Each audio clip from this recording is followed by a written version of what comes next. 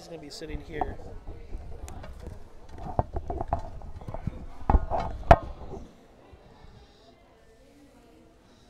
Okay. Are you watching? No, I have not yet. You can turn it all the way up so you can hear it. It has not come up yet. Let me double check.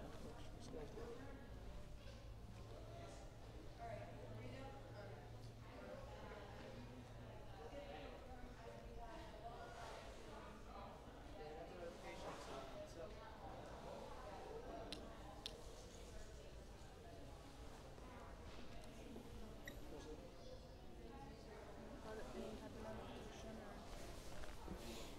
or? I do. I got one. I get one. So ding. I have no connection.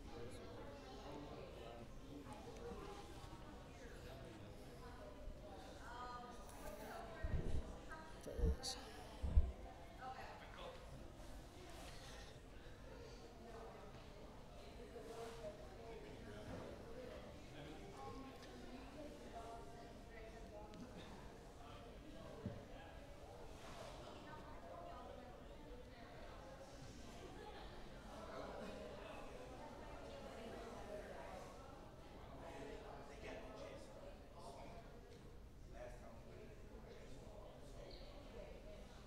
Yeah, if you want to do that, you can set that right here on the table.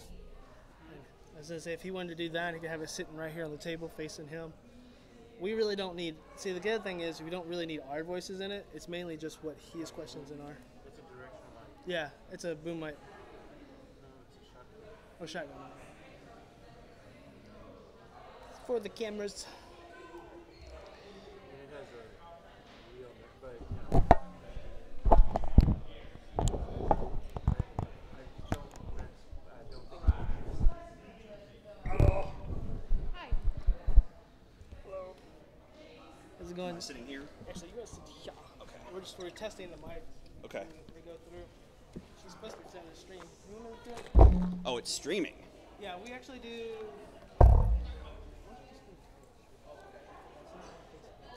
Hey, what's up, dude? Tyler, right? Nice to see you again, man.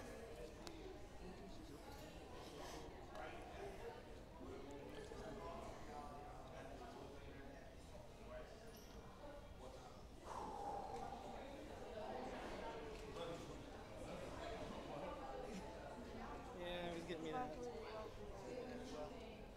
Yeah, we do live, so we do Twitch, YouTube, Sweet.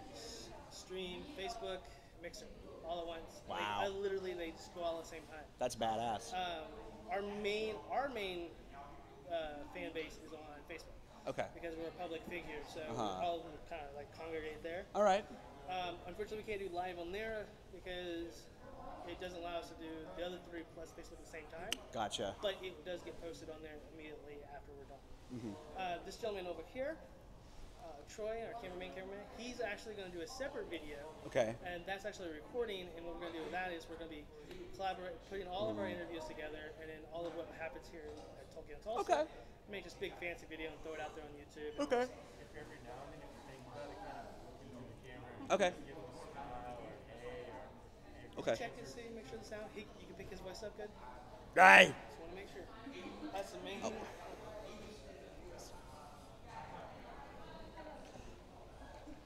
Oh. I'm assuming they were just talking to you about You know, like telephone game. Tell me.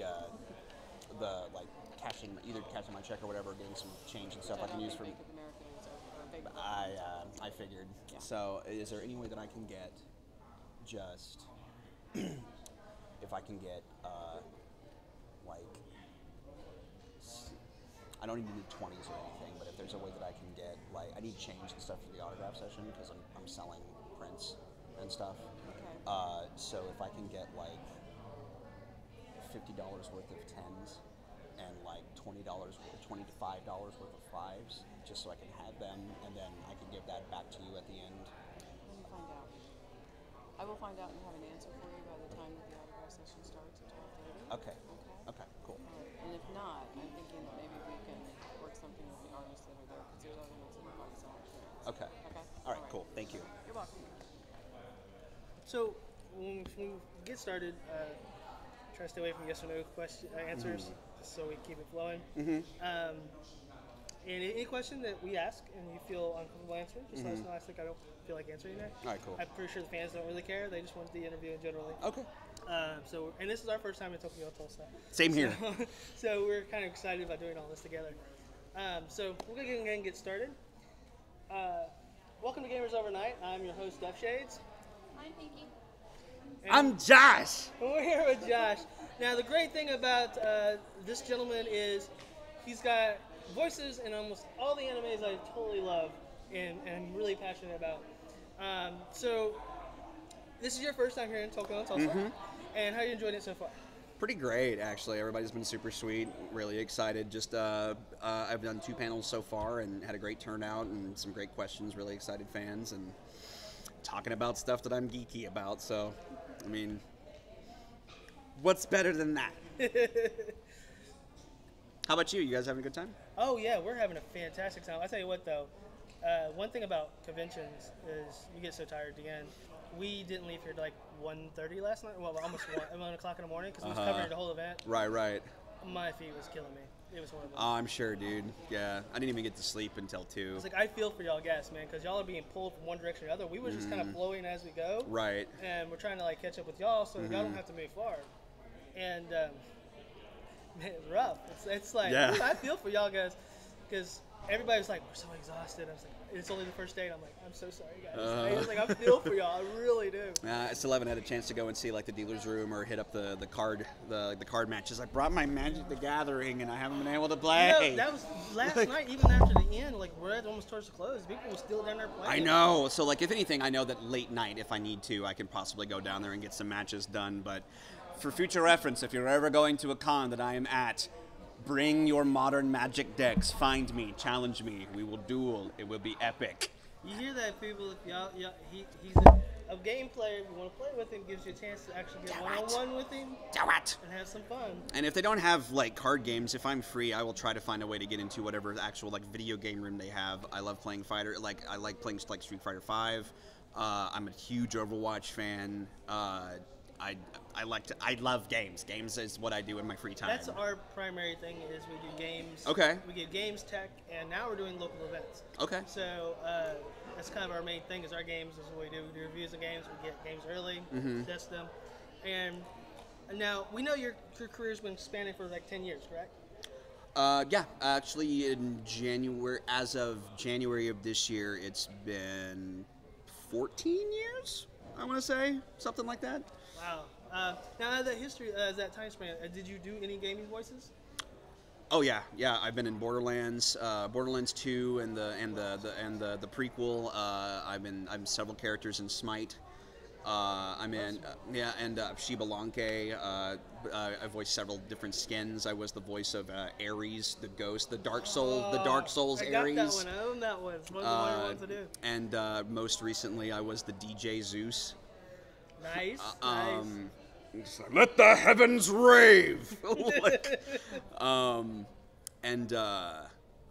Tales of Zillia. I was Luger Kresnik for Tales of Zillia 2. Dragon Ball Xenoverse. I was Demigra, the villain. That was one of the ones that one of our fans mentioned. It's like, make sure to see if he's actually his voice. Yes, I am. Like, yes, I am Demigra. Yeah, Time Patroller. It's like I looked it up. I said, yeah, I think he is, but we'll see. Make sure. And now we noticed that on the bio that they gave us when we asked, they said that you do script writing for Funimation. Now, one of the questions that I was talking on the way here was, okay, so if you do script writing for them, so originally these shows are in anime, so they're in Japanese. Yes. And then they come over here to Funimation, and then Funimation revoices them over. Yeah. So if you're doing script, are you doing the translation, or are you rewriting it so it's more to our audience style? Rewriting it more so it's more accessible to an English-speaking audience. Like, we're working with the translation, which has usually, like, basically here's the step-by-step process. Anime gets made, it's over there in Japan, and at some point we will get, especially these days, we do what's called simuldubs. So we'll have the license before the show even starts. And then by the time it starts, after the first episode is done, the moment the first episode is aired, we already have writers that are working, like we already have people that are working with the translation to time code and get the script ready so that by the second day, 2 days after that show has aired, I'm already writing it, or one of our writers is already writing the show into English. So I'll have the direct translation, and I'll have a script, like a pre-formatted script ready for me that has the translation and all the time codes, which is basically just every single minute, every single moment in the script down to the frame, the millisecond of when someone starts to talk or someone makes a sound or like like a battle cry or a type to thing. match the animation. So yeah, and that's what the engineers will use to find that particular moment, so that when the actors are recording it in the booth, the numbers will be scrolling by, and the computer system, the Pro Tools and the computer system will be able to go directly to that cue for their character, and we'll hear 3 little beeps, and that will line up for when that moment starts, if we're down to the millisecond, and that's when you start talking. So I mean, over the course of a week, I adapt an episode into, so that basically just kind of going through and watching all the little mouth movements and stuff, because usually they're kind of chaotic and very often don't necessarily completely match what the Japanese did, and a lot of times like the translation will be this long, but the scene itself or the sentence is that long. So we have to figure out, and there'll be pauses because just the way the Japanese language works, especially in performance, they will pause a lot, and like just kind of in the middle of a sentence where like it works for them in Japanese, in their language, like that's considered normal, and that's kind of that's their style of acting. But over here in the States, when you translate that to English, if we paused wherever they paused, it would sound insanely awkward. It's like Shatner. It's like, and that's, and that's how a lot of dubs used to be done, like in the early 90s, 80s, stuff like that. A lot of times it was just, we were recording on tape where, you had to hand crank the stuff. Outlaw Star was my very first one. Oh, dude, I loved Outlaw Star. And that was one of the ones that did that quite a bit. Mm-hmm. So like you would have that in those moments where like they would be trying to just go pretty much straight translation, and just pausing whenever the Japanese pauses, and it sounds stunted and it sounds unnatural, and it sounds like a bad dub. So what we do now is we massage it and change it in such a way that all of the information that's there in the translation is still there. Whatever the intention of the line, if it's to make you laugh, if it's to convey information, if it's a very emotional scene or whatever, we keep all of that there, but we massage it in such a way that it fits the mouth movements, it flows in a natural way, and it just sounds better to an English-speaking audience. And if it's, say, like, we come across an instance where there's like a joke, so much of Japanese humor is puns, and there is no pun in the English language that can translate. They're just not compatible. There's nothing in our language that can equal even remotely close to what their puns are. So you have to come up with something. You pretty much have to come up with something. So like at that point, that's what we mean when we're talking about we make sure we're still being faithful to the intention of the line. If the intention is to make you laugh, then we just need to find a joke that is relevant to the situation that's being portrayed on screen, but that is presented in such a way that an English-speaking audience is going to get, oh, that's the joke, I get it now. And you still have to keep it in that manner of the show, too. That makes it kind of complicated as well. Right. I mean, so like, it's chock full of challenges, and we're never necessarily going to get it completely right. But we can get it as close as we possibly can. Like, the goal usually is, like, Mike McFarland, I think, puts it best. He's the director for Attack on Titan. And whenever he directs a show, his goal is to, if you were to sit down and have a conversation with someone from Japan and talk about, let's say, Attack on Titan or Tokyo Ghoul, you should be able to talk about every single scene and talking about the exact same experience. Even though you're watching 2 separate versions. Even though you're watching it in 2 languages. That's kind of the thing. So we actually have some other interviews with un-English speakers later on, and that would be it's gonna be a challenge for us because we're not used to that. So I definitely understand that completely. The cultures are completely different. They look at things differently than we do over here. Right. And like I said, Outlaw Star was my first. Right. And that's what got me into anime. And that was kind of like back then. Anime's been out for many years before that. But Right. to me, that's where anime started. Right. And seeing it progress over the years, and then Funimation being really hands-on with this industry, which really is, I think they're like the only one, really. I mean, there's like they're kind of the big name now. Like ADV Films used to be kind of like right there with them, and like ADV was the company that I really started off with in terms of my fandom. And unfortunately, several years back, they ended up going the way of the dodo. But other than Bang Zoom, which is kind of like an in-house dubbing thing. Crunchyroll, obviously, which Funimation works with now, they have a contract with. I mean, we dub their shows, essentially. I didn't know that. Yeah, like for the last year or so, we've had a contract with Crunchyroll that any show that they want dubbed, we will do. Nice. So the subtitled version, like the official subtitled version, will always be on Crunchyroll first. Then Funimation will have the subtitled version up on their website. But whenever the dub is up, it will only be on Funimation's website, and then Funimation will distribute it on DVD, both dubbed and subbed, or put it out on TV, like Toonami. So what got you into Funimation? I was working for ADV Films for a number of years, and I was working on. We actually were the first company in the States to get the license for Gurren Lagann, and I was cast as Simon.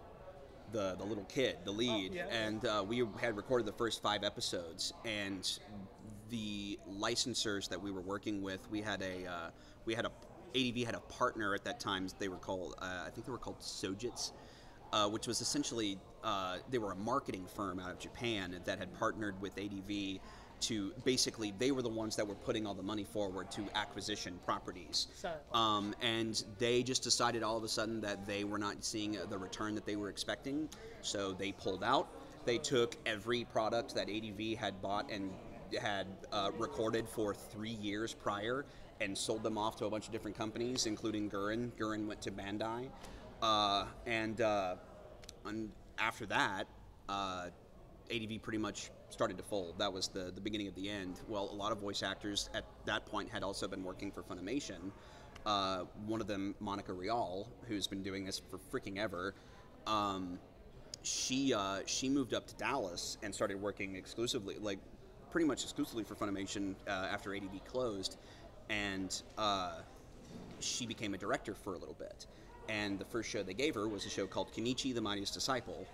And just watched that recently. I love it. Yeah, it's fantastic. And I auditioned for that in a closet in Houston, and she loved what I did, and she had she kind of took a chance on me and brought me up, and that was my first show for Funimation, and I happened to be the lead. I was Kenichi, and that got me in the door, and a bunch of other directors and stuff started to notice me while I was, because it was a 55 episode series. We recorded that over 2 years. I know, I binge watched it. It's so good. And that's pretty much how I got my start with Funny, and I've been there ever since. And that was about, I guess, 2007, 2008. But yeah, I started my career in 2004 with ADV, and now.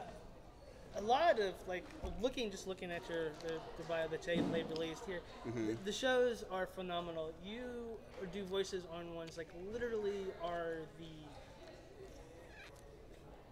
inspiration of almost 90% of the costumes that walk through that door. Oh, really? Yeah, you get Titan Titans. You got Kenichi, the Devil's a Part-Timer. Yeah. And getting the Devil's Part-Timer. Me and my daughter bonded over that show. Really? Yeah. I started trying to get her an anime, and the first time she watched anime, she was like, it's all right. But Devil and the Part-Timer, she came in my room one day, and I just started watching it, and she started just looking at it, and the next thing I know, she's sitting next to me watching it, and we watched it all the way through, but it cut off. It didn't release any more episodes. After 12? Yeah. It's the story was going on still, but it just kind of cut without actually ending it. And one of the questions that she messaged me and wanted to ask you, is it ever going to come back in English? No idea. When they haven't made any more anime at all. They haven't made any more even in Japanese. Like the manga keeps going. And unfortunately, you know, the past few years, like when I first started out and when I was first becoming a fan, we were kind of in the tail end of the golden age of anime, where almost every property was 26 episodes or more. Right. There was, you know, there was a ton of money in the industry, and then the internet came and like really became became something that we use for everything here in the States. And when peer-to-peer and Napster and stuff like that happened up, and people started being able to get anime illegally, it really started to go downhill from there. We lost several production companies over in Japan. They lost a lot of money. People were losing their jobs. They were losing all sorts of animators because there wasn't any money for them to be paid anymore, and they had to move on to other jobs. Directors moving on to video games because there was no more money in anime. Then over here in the States, we weren't getting as much of a return either from fans because they weren't buying, you know, the DVD releases over here. So we didn't have any money to buy more acquisitions, and we also didn't have any money to send back to the Japanese for their products so they can make more. And so it just kind of really started to go downhill, and then the earthquake and the tsunami happened, and that really hit them hard too, economically. And so for the last 7-8 years, we've had consistently most shows, unless they're insanely popular, will only ever be 12 episodes or less. And unfortunately, and that may not pick up again for a while. It may not ever pick up again because right now that's where they're comfortable. And a lot of we're finally starting to see studios kind of take chances. And Devil is a Part-Timer was kind of an example of that, taking a chance on a type of story or a show that wasn't necessarily the in thing. For a while, a lot of studios would only make shows that were fan servicey or like really heavily, like High School DxD, or like something that was just because that's where like a lot of the money was coming from, because sex sells. But we're finally starting to see more and more shows and more studios take chances on shows that you wouldn't necessarily think would make a profit or would just be a gamble. Yeah, more on like the characters themselves and the story, and generally more versus over the appeal thing that everybody loves. Like Snow White with the red hair, or Princess Jellyfish, or any of those types of shows. And we're starting to see more of those, and it's great. Like all the things that I loved about anime are still here. It's just it's not as abundant as it used to be. But now, as a writer, would you eventually, or even thought about doing, like taking over some of these animes and seeing if they would start producing more episodes if you help write them? Unfortunately, that's kind of not the relationship that we have. Like, if anything, I'm considered an adaptive script writer, which just pretty much means I'm just taking the story that has already been written and I'm just adapting it for an English audience.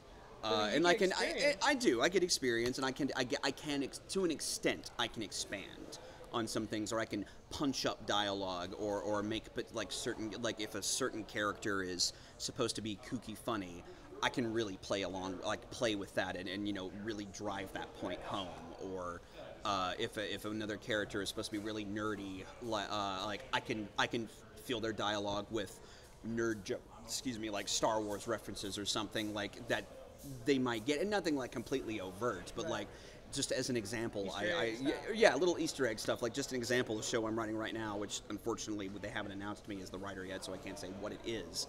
But there's an instance where a character is dealing with a mech that they pilot or whatever, and is talking to this kid about it, and the line in the Japanese was, I've had this with me for a while, and we've been through a lot together. And the one that I put in was, she's been with me for a while. I've made a lot of special modifications myself. And I actually remember that phrase. Yeah, it's like it's Han Solo, and it fit the flaps perfectly, and it was perfectly like it worked within the scene, made sense. And so little Easter egg things like that American speaking audience. Well, it's completely relevant and in line with the character, but it's just a nice little treat, you know. Well, and- have you ever thought of like maybe retaining an artist and maybe putting on your own one, since you are a script? I would love to. I mean, I could add, like, and I myself draw, not to the extent of being able to make any sort of like really impressive animation, but I've thought several times about just making my own type of series, either like in a comic book form or something like that, just to kind of, you know, make something original Well, I mean, for myself. your voice is definitely one of those voices that I could, not knowing that you're doing the voice, if I hear another character do it, I was like, okay, that's the same guy that did this voice over here, and because it's just very, like you can really just tell it, you know, your voice from one character to another, and it's like, okay, so, and you do that a lot when you watch anime, like if you like me, it's like, okay, that's the same voice that was on my other favorite show. Yeah. And then, That's the reason I got into though- voice in the first place, because it's I started funny. recognizing, no, this person was that person. It's amazing. And the funniest part about that is like, you start recognizing this person from one to the other, even if that character wasn't really gonna be in your mind, because you know that voice was another character. Now you're focusing on that character even more, so it makes the story even more fulfilling because you recognize it's got something familiar about it. Yeah. And we noticed a lot of Funimations that they use a lot of the voices, and the characters might be completely different. I mean, totally opposites of what they normally are. Right. But yet, you know, they're really good about getting the proper voice actor to the character that they believe that would portray it. When you do voices, what is the general thing, like how they determine which one character you're going to be for that voice? Well, usually, well, like before simuldubs, it was an audition process. Like the director would have the show, and usually they would have the entire show already having been made in Japan and having aired in Japan, so they would know the entire story. They would have all the characters, and you know, and we'd have time to bring people in and do like a week-long session of auditions. They would see upwards of like 200 people to try and, you know, cast these shows. And you know, if I came in and they thought, oh no, well, he was the best fit for that, so I'll use them for that, then, you know, I would get the role. But nowadays, we don't have time for auditions anymore because of the simuldub. So like, basically, from the moment we work on like a 2 to 3 week turnaround now. So within 2 to 3 weeks of an episode of a show airing, we have it up in English, as opposed to waiting 3 to 6 months for 6 episodes. You get it almost immediately. So there's no time to audition, and directors have to either decide, okay, am I going to, like, I know that, just use me as an example, for Yuri on Ice.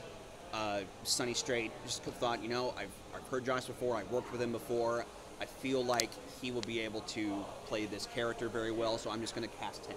So instead of doing like the general interview, they go by their gut feeling. They go by their gut feeling, go by past experience. Yeah, we'll go with this. Right, Guys, and they'll talk to other directors and be like, okay, like, has Josh played a character like this before? Could that work? And they'll be like, oh, yeah, he's done that before. That totally work. Or, no, I've never tried with something like that. That might be a gamble, but you can try. Or, no, I would go with this actor instead. Are there characters that you prefer? Like Yuri. I don't really prefer any particular type. Like when I first started out, I cut my teeth on villains, and I love villains. Like from a voice acting standpoint, a villain is very freeing and liberating because you can go to places that you wouldn't necessarily go for a very like. But I do really enjoy playing characters like Yuri or Kenichi or like Armin. Like all these characters are essentially kind of the voice that they first heard me as at Funimation was Kenichi. So I got known as the guy that does the young heroes, which is not bad from an acting standpoint. Kenichi was a really good character. I mean, there's a lot. Really depth in him. I love Kenichi, and same with Armin. Like Kenichi, Armin, Yuri, they all have like like Ace and Puzzle and Dragon. They all have kind of a very similar feel to them and a very similar story, which is they're the underdogs. They're the ones that don't necessarily believe in themselves at first, but they have a drive. They have a goal that they want to get to, and it's all about their journey getting to there and how they grow. And that's my archetype. That's my niche. That's the type of characters that I'm known for playing. So It's funny a lot 'cause of this is, times. like I said, they're the most popular shows too. I mean, Yeah, like people. I mean, because they're relatable. Because everybody at some point has gone through that type of journey,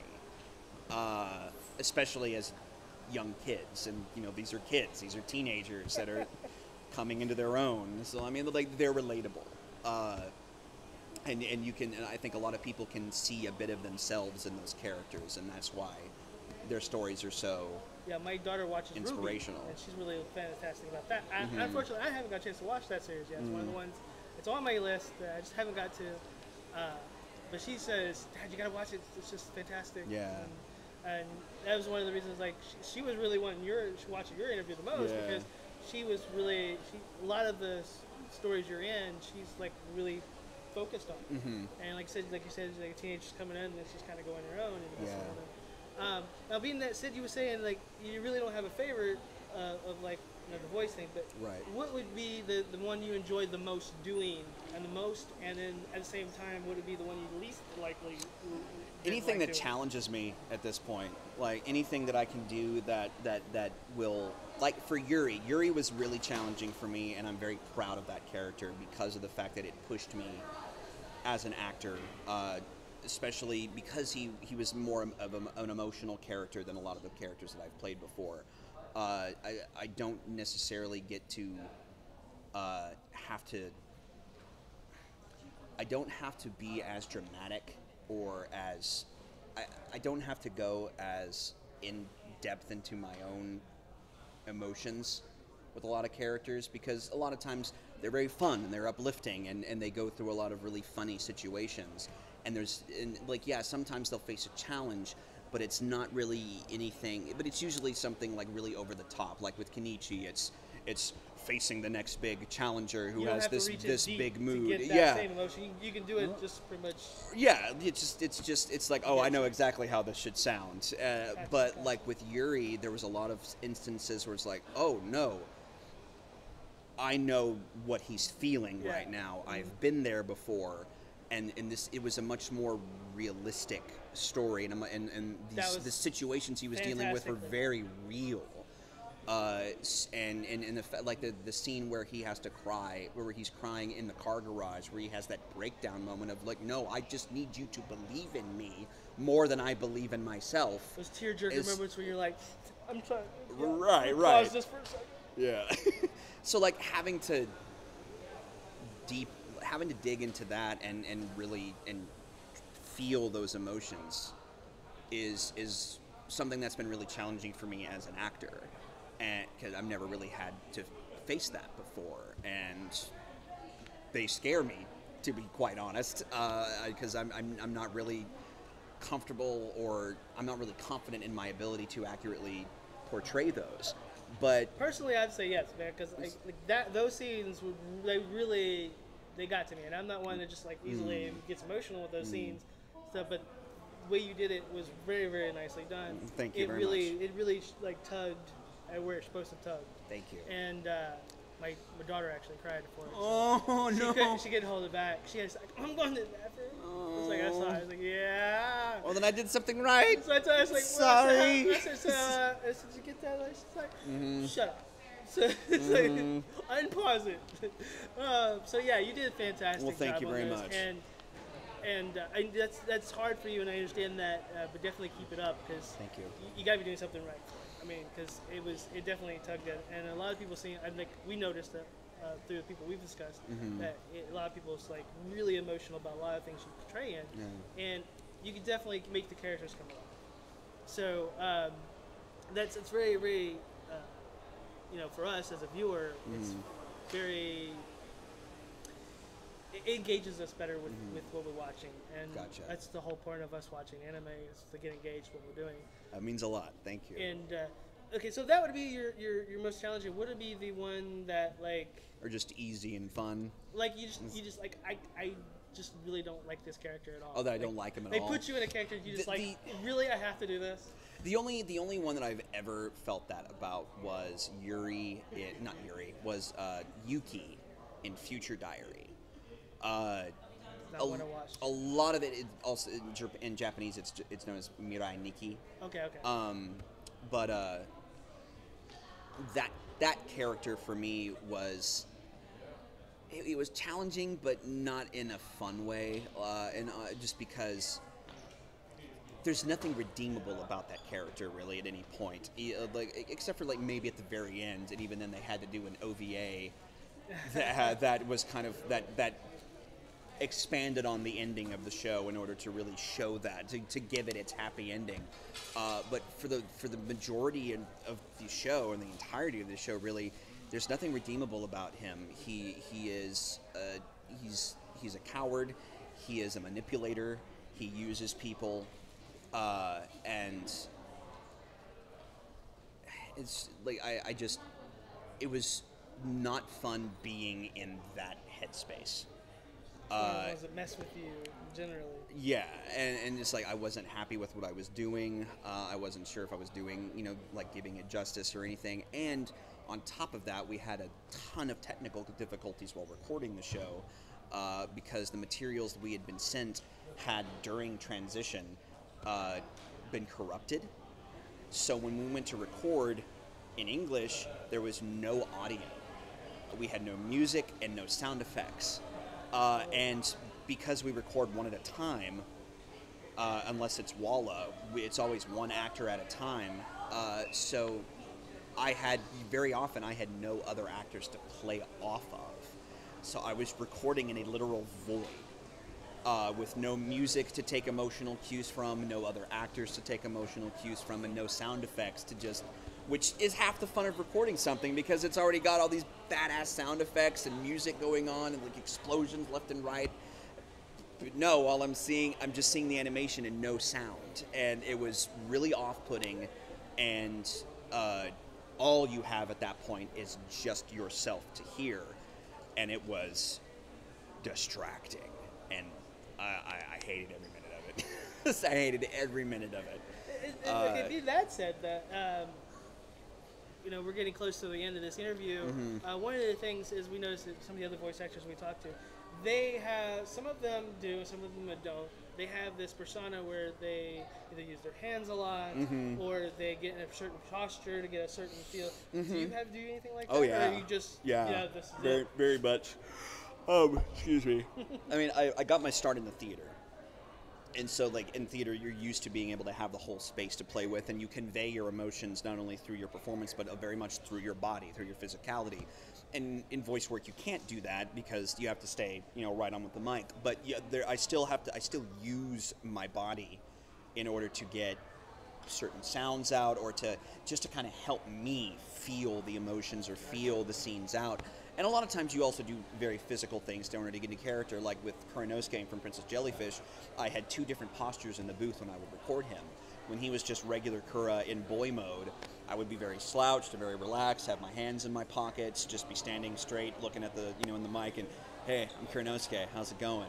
And then whenever he was in Kura mode and drag, I would lean against the booth and have my hands on my hips, and I would just adopt this very flirty and use my hands in such a way. It was like, oh yes, darling, it's absolutely fabulous. You look great. I really like that color on you. Keep it, and that type of stuff, and so just kind of utilizing my body for that type of thing, and because it becomes almost like directing yourself musically. And it's what helps me out with performance. Because we noticed that, the lot of voice actors, they say they have to do that just to get their persona. And it's funny is because right before we found this out, Smeagly from the guy that does the Smeagly voice from Yes, precious. He has to be able to do it properly. He says he has to physically get up on this chair and crouch over and feel the character before he said he can even get that voice to come out of his throat right. Makes sense. And he said that's just. He says I know it's weird and it's not abnormal. He said, but I have to do these things for all my characters. And then he does the ape voice for the Planet of the Apes. Right. So he's been in the news real lately for doing that. Yeah. And they actually put things on his face so he can.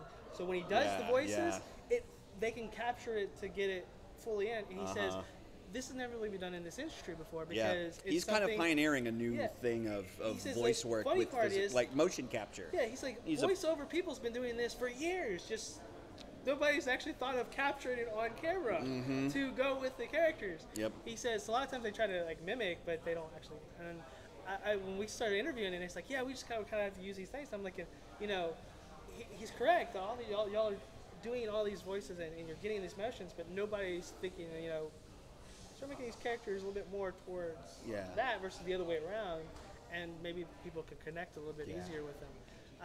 And I know y'all getting something that's already pre-made, so you're just trying to voice it and translate it from one section to the other. Right.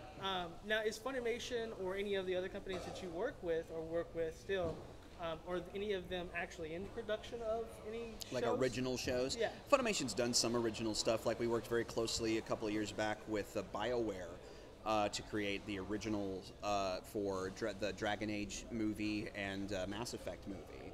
And those were original productions that were recorded first and then animated and then, you know, and stuff like that. I worked with Rooster Teeth, you know, and they make all their own stuff, like Ruby. And a lot of the video games that we work on in Dallas, like at Okratron, which is owned and run by Christopher Sabat, the voice of Vegeta, Piccolo, Yamcha, you know, like all these guys in DBZ.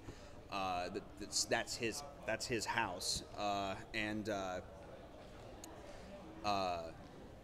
A lot of the video games and stuff we record in Dallas are also prelay and original and stuff instead of like taking JRPGs like Tales of Xillia or something, which is essentially the same process as recording an anime, where you're just recording to an already predetermined length of time, and you just have to get those words out in the same amount of time that the Japanese did, while performing them and, you know, and making them a little more accessible to an English audience, but not as in depth as dubbing over anime. Hey, we have two more questions. Okay. One is, are you working anything currently now that you can let us know? We just finished up this previous season, and I wrapped on all my shows that I was in, including, you know, Attack on Titan, and oh my God, what shows was I in? Oh, Akashic Records. And there's a movie that I did that we have yet to announce the cast for, so I can't say that. And I'm already writing a new show that I'm going to have a supporting role in. That we have not announced yet, and actually I just turned in the episode 1 script for it, and so they should be starting recording on that this week, this coming week, and once that's out, then I'll be able to talk about it. But as of right now, we haven't released anything except for new game and 18I or something. I'm not sure. I haven't watched it yet, but yeah, it's like 3 letters, or it's 2 numbers and a letter. Yeah, something like that. Actually, it came on my list yesterday, or day before yesterday, and I haven't got a chance to even see what it was about yet. Gotcha. But yeah, that's pretty much it. All right, and the other question is, this is your first time here in Tokyo and Tulsa. If they ever invite you back, would you consider coming back? Yeah, absolutely. It's not too far from my hometown. I can drive up if they need me to, and it's. I really like the hotel, and everybody's been really sweet. Well, I appreciate you doing this Absolutely. interview for us. Thank you so much. I appreciate you coming here to Tokyo and Tulsa. And Absolutely. Tulsa generally, so definitely Hope to see you guys out there at some point. Guys, that wraps Yeah, up yeah, this totally. interview. Going off I got years and years and years ago. Uh-huh. I got into a very, very, very heated argument with somebody Uh-huh. over Eddie Murphy getting paid $20 million to do Shrek 2. Yeah. My point of view was there are voice actors out there that are starving. How can we let them? Right. Do you have a point of view on that? If you don't want to answer that, I understand. Because Yeah, it's like, I mean, I get why they cast big names and stuff, because A, that's part of Hollywood, and B, if you just pretty much what in the American theater circuit, if you want something to sell, if you want to put butts in seats and sell theater tickets, you usually go for big, well-known celebrity names for anything animation, because original animation isn't as big of a thing as it used to be in the States anymore. So I get why they would use, big name celebrities and stuff like that. I do kind of wish that they would go for more specialized, like, this is what we do. right. Well, I think you're not actually paying for their voice. You're paying for the actor himself, just like if you would pay for a movie. Right. You're just getting the voice of him only versus the actual Right. physical. That's the appearance. deal. Eddie Murphy in Shrek wasn't playing Donkey. He was playing Eddie Murphy. Whereas a voice actor that does this for a living would be creating a character. And like, but that's the deal. People know Eddie Murphy. They know his persona, his character, because he himself is his own character. And that's what they thought would put butts in seats. So it's the difference of the vector of looking at each other.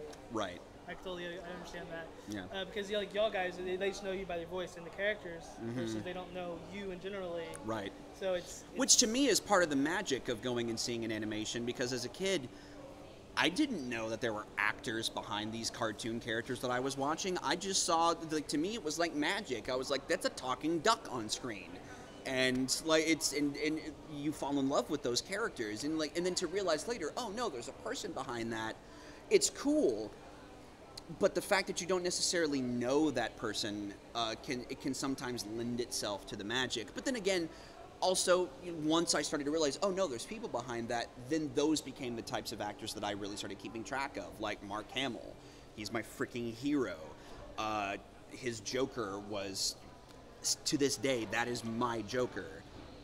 And any other, and like Luke Skywalker was my first like real on camera, like, no, I want to be like him. That's my hero. So like anything he does, I keep track of. And even though like I'll watch a cartoon and a character is being voiced by him, I'm like, oh no, that's Mark. Right. That doesn't take away from the magic for me. So again, I get why people would use someone well known like Eddie Murphy or something like that to play a character. I just wish they would use someone that is specialized in voice acting like Mark more often. Like, as opposed to just, oh, he's a Pixar personality. Actually does that. They actually have a gentleman that comes in. He used to be on Cheers, and he goes in all of the Pixar movies, and he portrays. He's got this whole little voice thing he does everyone's. I can't think of his name offhand. He's the guy that was in Firefly, wasn't he? He was the pilot, right? I know here. Tudyk, Alan Tudyk, is that him? No, he wasn't on Cheers. He was on Cheers. It was the not the mailman. I think his name was. I think he was the mailman. I'm not sure. I never saw Cheers. He did I want to say the shark on Nemo. Okay. No, the fish on Nemo. That's what okay. The little fish colony. Oh, okay, and then gotcha. They would talk, and then he does literally. They have him where he's a famous person. Right. But they have him literally doing a voice in every single one. Right. And he does, right. So you more or less you're starting to get him more of the voices now. Right. Over him being his actor persona. Right. And that's what, like you were saying, I wish they would kind of, have more of an aspect. Yeah, do more of that. Because he puts it in the character, not as him. And yes. And you can see that now. Yeah. And sitting here, like, the voice, all I've ever heard is the voice, never really actually had any reaction or seen you. Right, right. Just be able to see, I get to actually see the person behind these voices. That's phenomenal. Compared to, you got Eddie Murphy, well, yeah, he's behind Donkey, but you already know who Eddie Murphy is. Right. So it's like he's not bringing anything new to that character. He's just being himself.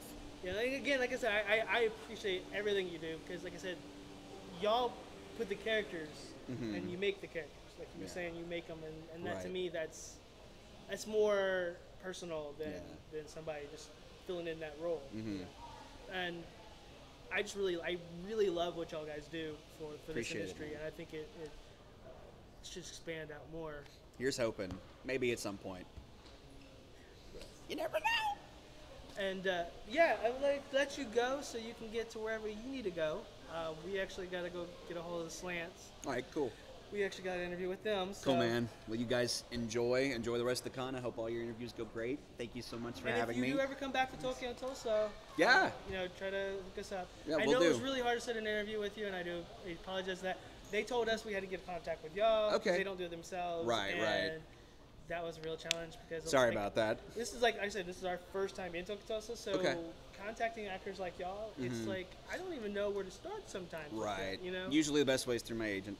And that's the problem. How do I get a hold of your agent? Because I have my agent's contact info. Facebook, I have my agent's contact info on my Twitter. Gotcha. So that's usually Twitter's the best way to go if you ever want to get in touch with me. So, either message me directly on Twitter or just get in contact with my agent. So just do in your Twitter and then that message you that way. Right. Okay, gotcha. Yeah, because see, that was one of our biggest concerns. I have all these voice actors, and they've been trying to get a hold of, and then some of them never got back with me because I never could figure out how to actually contact them. Yeah. And the other means I had didn't work. Okay. And that was this is kind of new to us because this is kind of new for us and generally. because we do mostly gaming. So Yeah. when we talking to game developers, we just like, okay, we're gonna Skype with them and connect with them that way, and they always have a contact list. Yeah, yeah. But with voice actors, and we're trying to do local events like these, it gets a little harder for y'all guys. Yeah, I And get then it. I was really happy that y'all did get back with us, and I was like, yes, we got some of the good ones in here, and Yeah. I'm hoping to get the rest. And we have Messer. Yeah, Rachel. Unfortunately, we could not like set up a thing because it was, the communication was taking too long to get back and forth.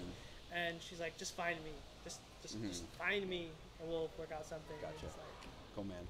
but I do appreciate it again. Yeah, absolutely. Thank you so much. Thank you. Thank you. Y'all take care. Ooh. We'll get some food. Some of the stuff out there, it's delicious. Oh, I bet. Actually, that might be. Or they open. That dumpling one, we went there yesterday, but they literally kept running out of stuff. Gotcha. They said they had to come back and get some more. We have to go over it later on today. That's what we're gonna go for. Thank y'all so much. I hope y'all enjoy the rest of the show. Appreciate it.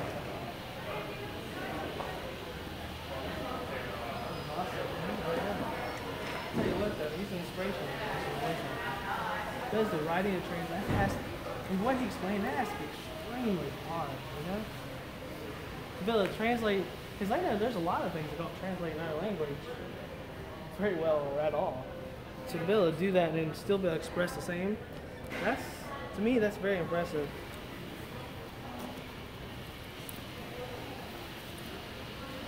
And Funimation is the #1 company for anime.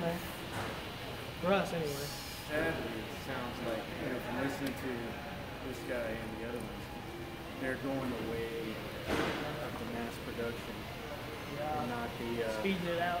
and I understand why they do that, don't get me wrong, but you can't work that fast and keep the same quality as supposed to. That's the way the life is, that's fact. Production and anime. Alright, guys, we're going to see if we can get a hold of Slants. What time is it on there? 12:12. Alright, so yeah, we gotta go and check them. We have a meeting for them at 12:30, so we need to can head you help back me? over to the other building to the vendors area. Can you help me with this? God. Shaking me. Alright. Got it? Sorry, people were doing legs here, so it's gonna be. Now we gotta remember when we do any interviews over there, we can't use the Tripod. tripods unless they let us, like we did that one. With Night thing, Mage. which was really nice that they did that. Really, honestly, I have to say probably Night Mage has been the funnest ones we've done so far because that guy was really fun to interview. I like this one too. I like him. This gentleman was really, he really kind of like got into it. Well, they made Of course, he's been doing this for many years too. they made us feel, or the situation feel like he's here. Max, by the way, I saw you guys talking. I'm guessing I'm you were sorry. doing an interview. Yes, we just got to adjust real. I see. Was it going to be on TV or something? It's on Twitch, Facebook. He's over there in the main hall. Oh, okay. Gamers over there. we're heading Oh, away. It's actually live. Did you We're get actually bring doing me a live hammer? now? Hello. But Is that what you did? we're actually doing a separate Where one. did he come up with that video idea? on Seriously. all On the people we interview and put them all I together. have to. So we're actually covering the event for all 3 days. I totally have to freaking make that. Yeah, it's That been is fun. actually kind of cool. So yeah, definitely go check it out. And the live video, trying you to can do still some- rewind it and Yeah, watch that- so it goes on there permanently. And you said it was gamers over there? And we did Jessica Carvo. I can't think of how to say her last name. We did her yesterday. Okay. And we did Night Mage, which is the other guest. We did him yesterday. Okay. He was a fantastic guest. I'm We laughed sure so he hard with him. He is really, really fun. Yeah, I'm not gonna lie. I low-key thought about checking a brief video, but I was like, you know what? I think I might get in trouble for that. go. So- Yeah, it's fine. Most of them, that's the reason why we did it. Maybe So he can help me out with this. I'm sure he could. And I'm sure I could help you out with some questions. yeah, too. just check us Well, out. there were just going to be cartoons that come in, and while we're doing Where tutorials. is it again? The artist out. Where the The artists, artist alley? yeah, like where the Chalk Twins and stuff was supposed to be at. No, I do not. But I have, Here's our here's the card, and on the back of that it gives all of where we broadcast from. So. Oh, okay. Yeah, I didn't know where the artist alley is. I mean, I've seen the Chalk Twins before. Like, they did their work actually inside last year. They had like a giant black chalkboard and everything. But I didn't see them anywhere. Yeah, we have an interview with them Sunday. Oh, okay. Yeah, something like that and you over had there. your, how many good So we need to get over to Slants We're gonna wait 15 minutes. Oh, what are the Saints going to be doing today? They're the music group, so they're Yes. at their vendor thing right now. But Oh yes, I did go there. yeah, we're gonna try to do an interview with them. Actually, they's like, please come by, please, because they want to get away from the vendor section. So I'm sure they do. So we scheduled with them this morning, we're gonna and find the we get to go do their interview with them next. And that's gonna be fun because I really like them as a band. Yes, I went to their concert last night. They were really good. Both of the bands. Yes, they really were. Avon Chick, Yeah, Avenchik. phenomenal. Not my type of music, but Yeah, I was about to say it's not my cup of tea either, but just hearing hearing them perform in general, they had some really good songs. I'm usually not into the scream kind of thing. I mean, not that I'm saying there's they anything really were wrong with good it. persona with the Yeah, crowd though. that is good though. Like, they're really I gotta good. admit, they're gonna be hit over here. I have to say.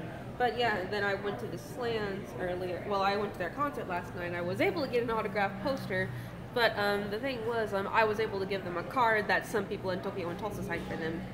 Nice. Yeah, I also did that for Saki Tachibana, the fashion designer who did the fashion show yesterday. Oh, that was so amazing. But yes, I hope I wasn't. Yeah, going I was overboard actually wanting to with get cars. that album they specifically did. They released it yesterday Yeah, for over the here. So One of the albums I was trying to get, but the line was so long. I was like, nope, we're gonna go. I was We'll about catch to it tomorrow. say the vendors were pretty empty when I left. Yeah, that was. They released that today at the. I was like yesterday at the thing. And I was like, oh, that's phenomenal. They're doing something for us. Yes. Well, we gotta get going. Well, of course, I need to. Also check out. Also, we're trying to get baby. The girl that does the Doll cosplay fashion? contest. Yeah, the doll fashion okay. contest. She's real famous, and we're trying to actually get an interview with her. We have to have a translator. What, you said a doll fashion contest? Yeah, she Yeah, does baby The bright Starshine star. Bird? Yeah, The Lolita stuff. Yeah, we're actually gonna interview with her. She's Oh, really I didn't know she was doing the contest. Yeah, her stuff is one of a kind. Yeah, I know. I was able to look at her website and everything. It was so amazing. So we are luckily enough to try to get scheduled with her. Yeah. Because she's really, I mean, anybody who goes cosplay, she's one of those people that's going to be go through those roundy doors and get stuff. But other than that, like, I didn't know she was doing a doll contest today. She's supposed to be doing she does her outfits. And they show them off. She does that. She did it yesterday. Yeah, I did go there yesterday.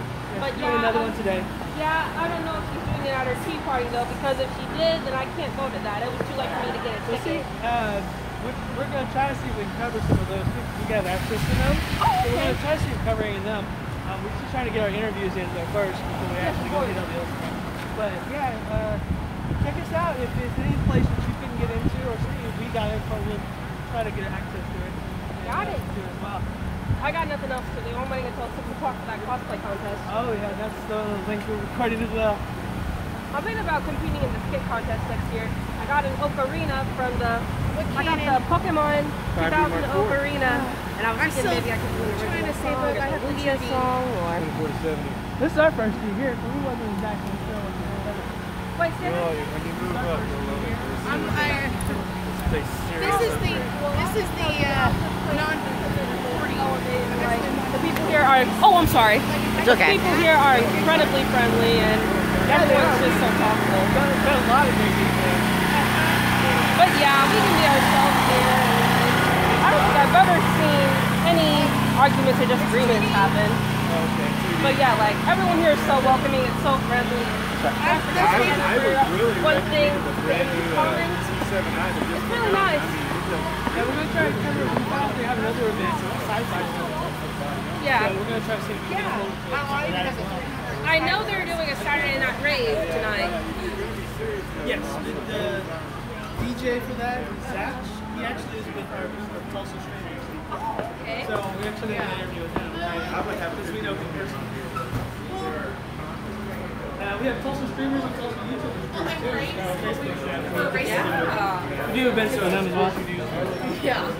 And so it's like when you can zoom the pits and get a good shot of your brother-in-law and your sister like, that's a good spike place.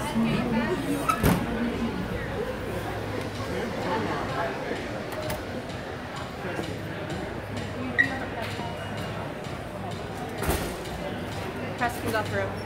Okay. Well, it's good to talk to you. Good to talk to you.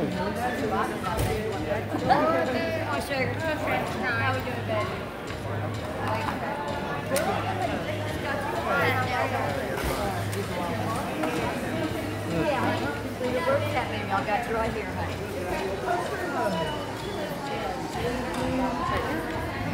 Those are very good Tracer cosplay. Alright, well, it was nice talking to you. I hope you have a good day.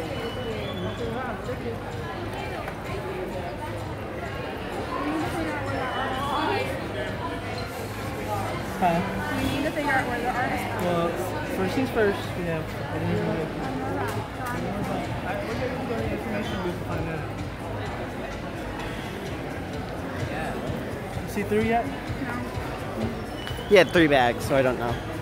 They just let us through a while ago, and then now. Oh, there he is. Like, He's we still came in, they there. just let us through. They didn't even bother checking us, and then now they're like, it's like, oh man.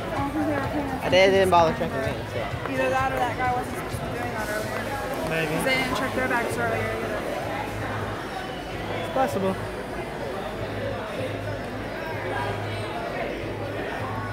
Or they're just losing a lot of people. What time is it? 12:21. So we still got 9 minutes. We're still good. Wow, look at that box.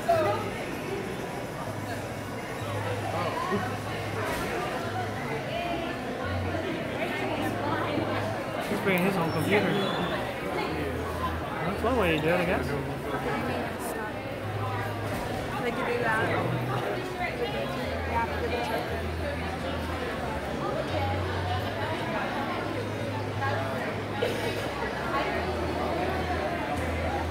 He has a lot of bags. Is that the artist hall? Yeah. It's the artist hall, but we have to get a room. No, you're good. Gotta get a room D sitting that over there.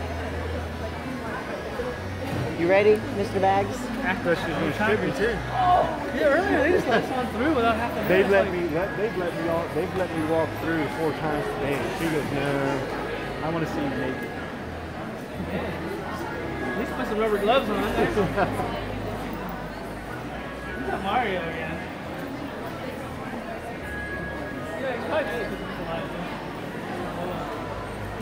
This is the...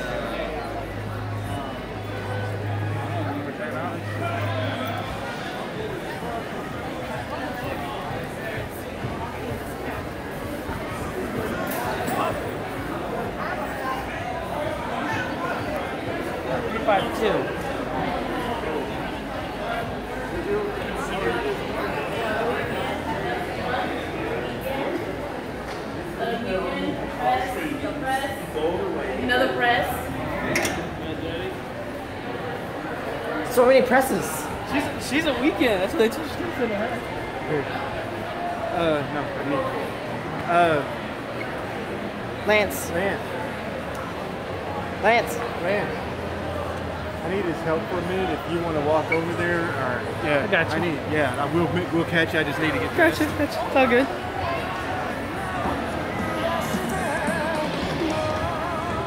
How y'all guys doing?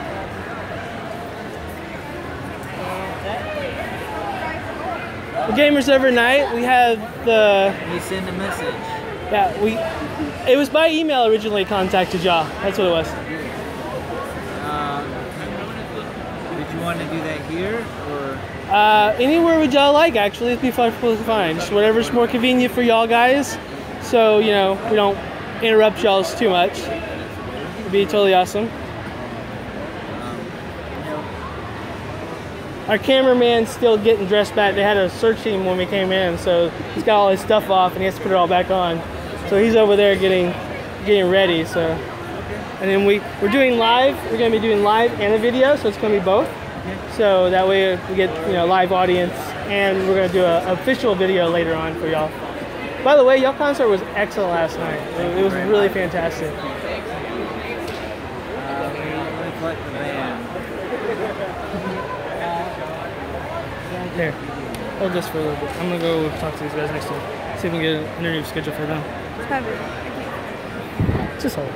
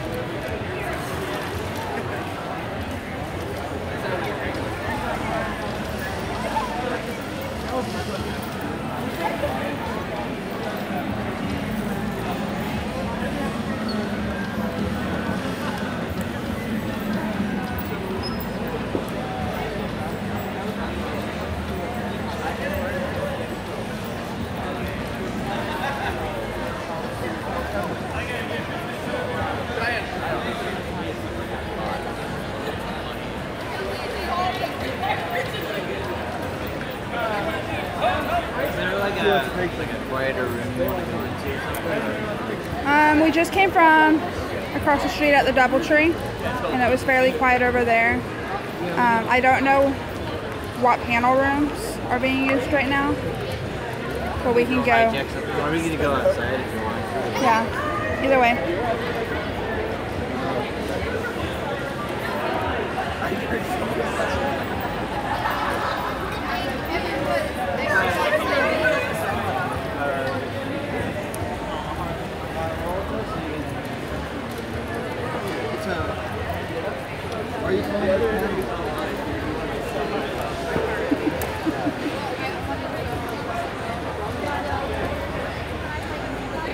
They said contact their person that's here for them at after 3:30 for the 3:30 concert.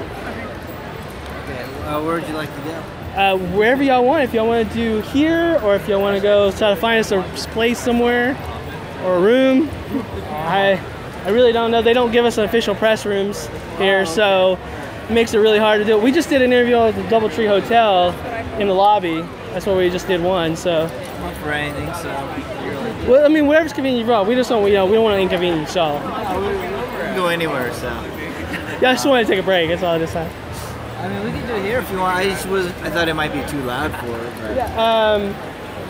I'll go ask. Let's go see. I don't know. He's carrying around a heavier bag than I. We're doing live with this one, but he's carrying around the video equipment, so he's got a lot more walking to do than we do. So. I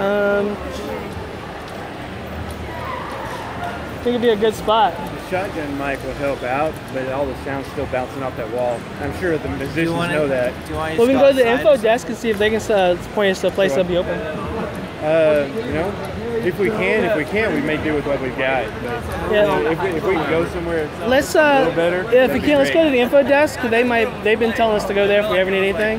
So they might be able to point us to a room that's vacant for a few minutes. Okay. I know they have that room upstairs. Yeah, I appreciate this, man. This is really nice. You guys do a lot of good work.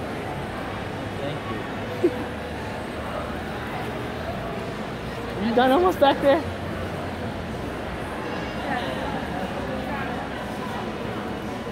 Oh, cool there.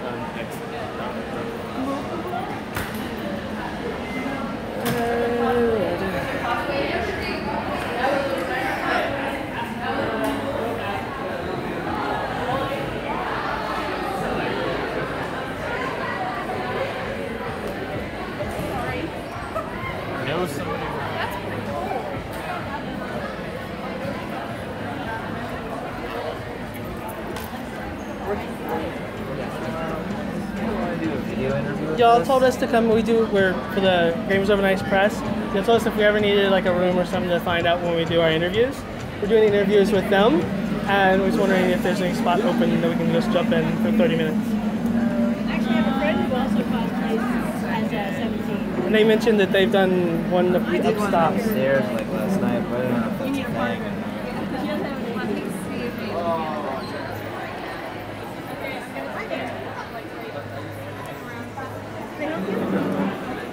Jeff, take off.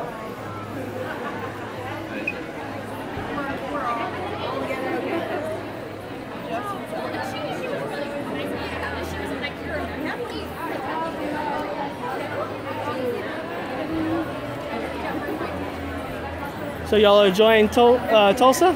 Oh yeah. last night was a good night. Yeah, I'd be tired after that concert. So, yeah. I'm pretty conditioned for the concert, but I'm not conditioned to all the drinking that I did last night.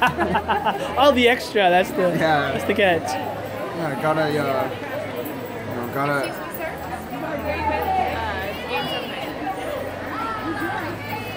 do an interview with the Slate.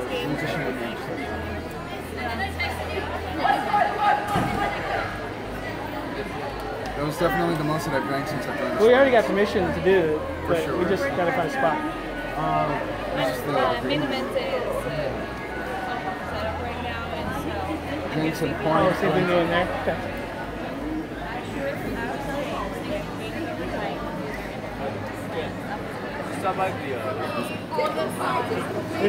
There's Pixie.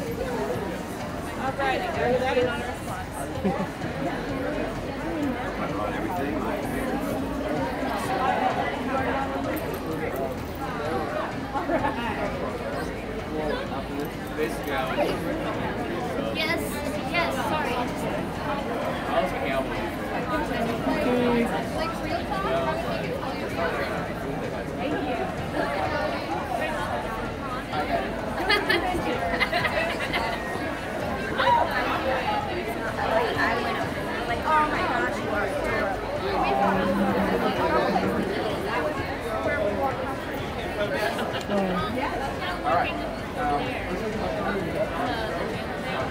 No, but you kept trying to explain to me what they were saying, but I kind of figured it out already. But you kept explaining, and he's trying to, his teeth, they were speaking English, and I'm like, I knew what they were saying, but you kept explaining it to me, and I was like, why are they, the main thing for me was like, what's happening right now? Everyone's massaging each other. Have you guys ever been to Oklahoma before? What's that? Have you guys ever been to Oklahoma before? Yeah, this is our third time playing Tokyo and Tulsa, and then we've been here a number of other times, I'm sure. This is our first time at Tokyo and Tulsa, so we're enjoying it. Where are you based at? Here in Tulsa, but this is the first time we've actually got the ability to be at Tokyo and Tulsa, so, and we're here as press, so it's pretty phenomenal for our show. Hopefully we get a room. I would think they would have some kind of like a press room set up that allow us to, people to go in and out as needed.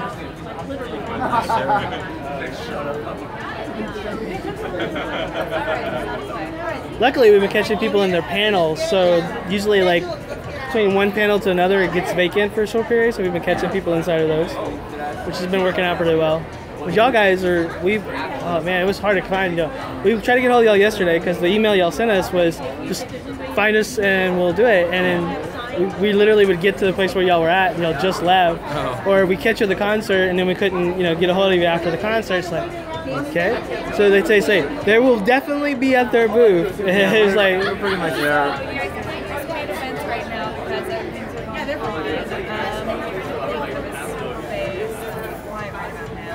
It's just, that's going to be slammed in just a few moments. That's alright. Well, we'll just go outside or something, so. Or find a different. Maybe we just go back in the vendor hall. It's those two right there. yeah, he said that they used a room upstairs yesterday for an interview. If we can use that again, that would be awesome. If you know what room it is and it was like unlocked, then you're more than welcome. up there somewhere. They had like some banner. I don't know. Did someone let you in, or did you just? I don't know. They did it. I can't remember. Like someone, we did it for a Facebook Live thing for Tokyo and Tulsa's channel. I don't know if those are able to be used today though, because the vendor set of offices and technology. See if I can find something else. I mean, we can just go back over there to like the booth, or we can go across. It's not a big deal. Like we can figure it out. I just feel bad because we wish I could be able to provide you guys space with it being. Yeah, normally it hasn't been a problem so far because all of our interviews have been like right after the panel, so we just do it right before the next panel comes in. But these guys, though, they're the main feature, so it's a little harder to find a spot. No worries.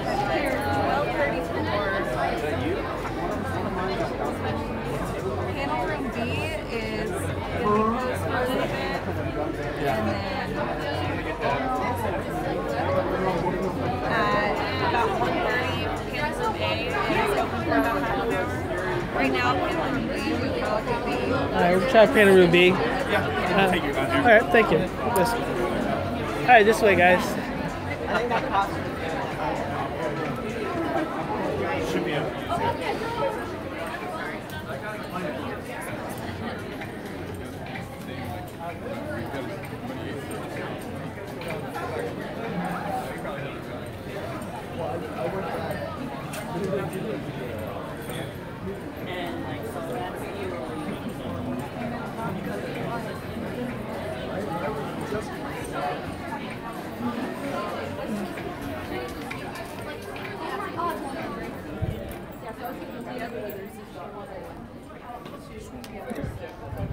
We can even use this hallway. Yeah, it's true, we could.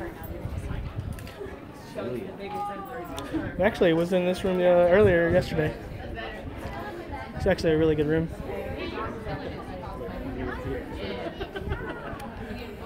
Yes, this is the whole panel that Simon does where he was just like, went to his first like anime convention, and some kids just like run up to him and tackle him.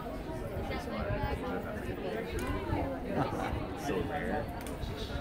Let's see if I can. Back then, yeah. Sometimes still is. Even now, still. At the moment, they're doing AV setup. So it would You guys just be played really amazing last night. It was the first time I heard you guys. Thank Amazing. you. Appreciate it. We just hang out in the back. We don't need to use the top. We're just looking for a quiet space. Yeah, if we just get a chair, so some chairs, we If you can want do to it right here in this corner. area, go all the way around to panel room E, so just go all the way through the hall, because that area is empty. It's Yeah. always empty. That's true. Yeah, if you guys want to do head around Just there. go all the way down That and makes just more follow sense. panel room To the E. right? That's all empty. And you Right. can pull chairs out of that panel room. Because I think they're doing a cosplay contest, like a... Okay. Thank you very much, man. That helps out. I remember this for the future. So I gotta remember that for the future. There you go. You want this back? Yeah. You ready for it? Yes. We're going to the back alley. What's a Ghostbuster? Well done.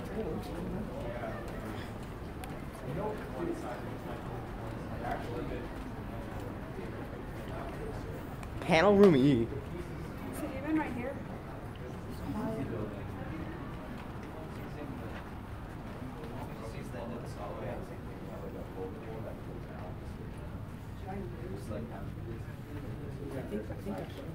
Yeah, we'll just grab some chairs. See if they'll let us some chairs.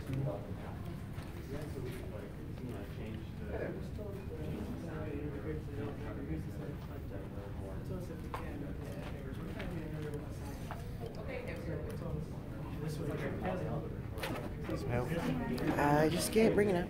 Huh? Just bring it out.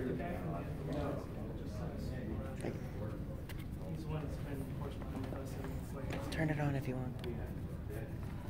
We'll put it in my pocket. Really? I was gonna say no. I've used these batteries for hours and hours and hours. Oh yeah, I turned it off. No, it wasn't turned on. Appreciate that. There's another chair here too. Okay, you're recording.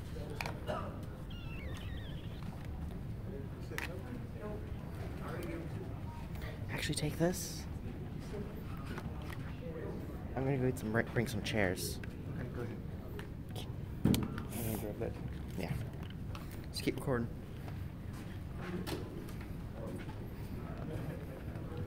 This is actually pretty good sound too.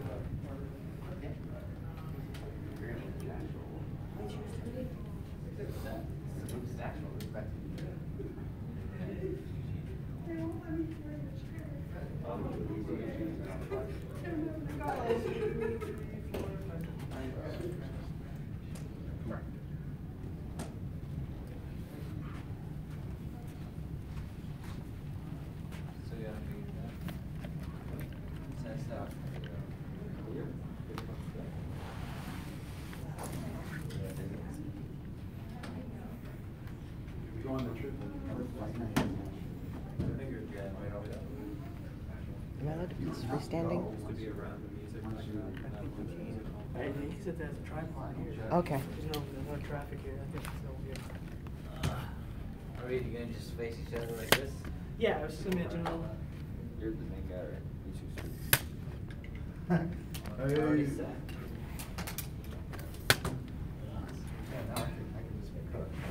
You got enough to get everybody in view? Yep, everyone's in view.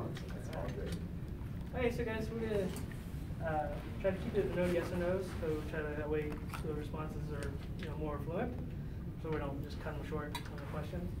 No. If you don't want to answer it, just say I'm not feeling the answer. So just throw it out. We'll go. That way y'all don't feel pressure to answer any questions that we ask, and that'll help y'all out. Now we are live. We're trying to broadcast this live non-stop. So we are currently live on Twitch, Facebook, or Twitch, Mixer, and YouTube right now. Is Mixer a dating site? Mixer is actually Microsoft's version of Twitch. And That's like, YouTube. imagine that sounds like a date. It used to be another streaming site, but they bought them out, basically. And it's a really popular site right now. So we decided to make our brand on it kind of recently new on there. But our main audience is on Facebook and Twitch and YouTube. That's good. That's good. But yeah, overall, we just want to try to keep it casual, fun. Feel free to say anything you want. We're not PG rated, so we game. So our main focus is gaming, tech, and events. So we're not really PG friendly because we play games. So we actually have, this is Pinky. Goes as Death Shades on the show. We have 2 other hosts, but unfortunately they don't live here locally, so they don't participate with us. This gentleman here, he's going to be filming a film, and then later on we're going to compose all of our stuff we've gathered here into like a giant film or movie and put it out for that. The live thing's kind of more like a back behind scenes, check out our flaws and the goofy stuff that happens. Like we had another interview yesterday, had some really goofy stuff. We kind of caught him off guard. He was really, really good about it. It was fun. So we'll try to keep y'all entertained. So from saying that, let's go ahead and get started. Viewers, this is Gamers Overnight. I'm your host, Death Shades. I'm Pinky. And these are the slants. And I am so stoked about y'all guys, seriously. As soon as I heard y'all were going to be here and that we finally got our first time opportunity to be here, he's like, we have to try to get an interview with these guys because y'all guys are huge in the news. I'm like, everywhere I look, it's y'all's name is being posted everywhere because of y'all's court case. So let's go ahead and get into that first.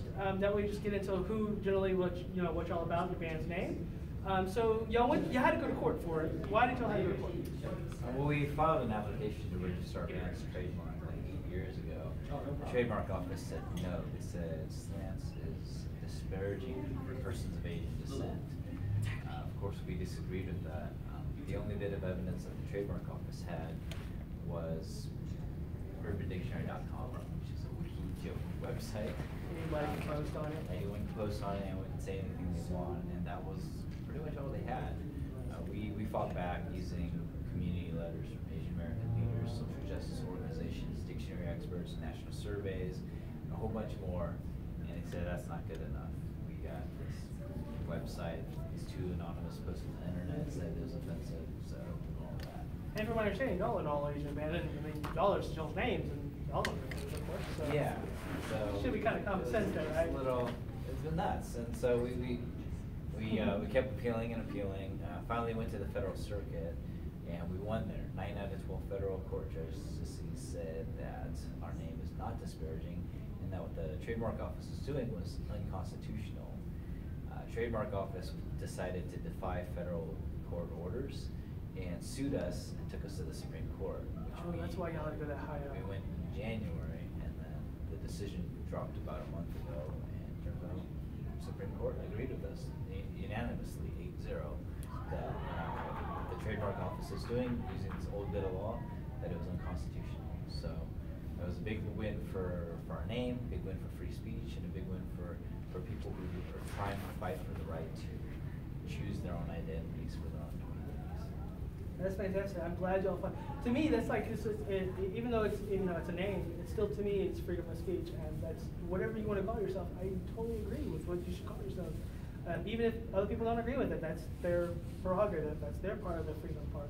So I agree with that. And from my understanding last night watching those concert, which was mind blowing by the way, y'all guys do other things for the community. Y'all mentioned Black Lives Matter and a few other ones. What groups are y'all with this, and what do y'all do with those? So we do a lot of awareness building for social issues. We work pretty closely with a couple groups like APANA, which is the Asian Pacific American Network of Oregon. So we'll do things like trying to vote, or trying to get people to increase voting rates for Asian Americans. We'll raise money for causes, like we just did a kind of help supported the crowdfunding effort called Roots to Rise, which is to build a new community center in what they call the J District, the single most diverse part of the entire state of Oregon. We help raise money to rescue families escaping North Korea, like refugees from North Korea. When we put out our second album, Slants Revolution, we dedicated 100% of the profits of that to fund research for Asian American women going through cancer, because they're affected by cancer at 8 times a higher rate than any other race. And so we want to find research to find why is this such a substantial disparate impact. And this is not y'all's first time here at TNT, if I understand right? A third time here. And when the first time y'all came, what did y'all think about Tokyo? I mean, it's awesome. It was the first year they ever had it, so it was in this little hotel ballroom downtown. So y'all was like here when they originally, like way back, like what, That was 2008, the very first one. Wow, that was... So it was awesome, and it was just a little intimate party in a ballroom, so it was a lot of fun and really cool to see it grow over the years. Because as the convention grew, we grew and we took a different path as well. So to have kind of opportunity to meet back up is really fun. Are y'all planning to try to come back year after year, or are you just trying to come back as they invite y'all?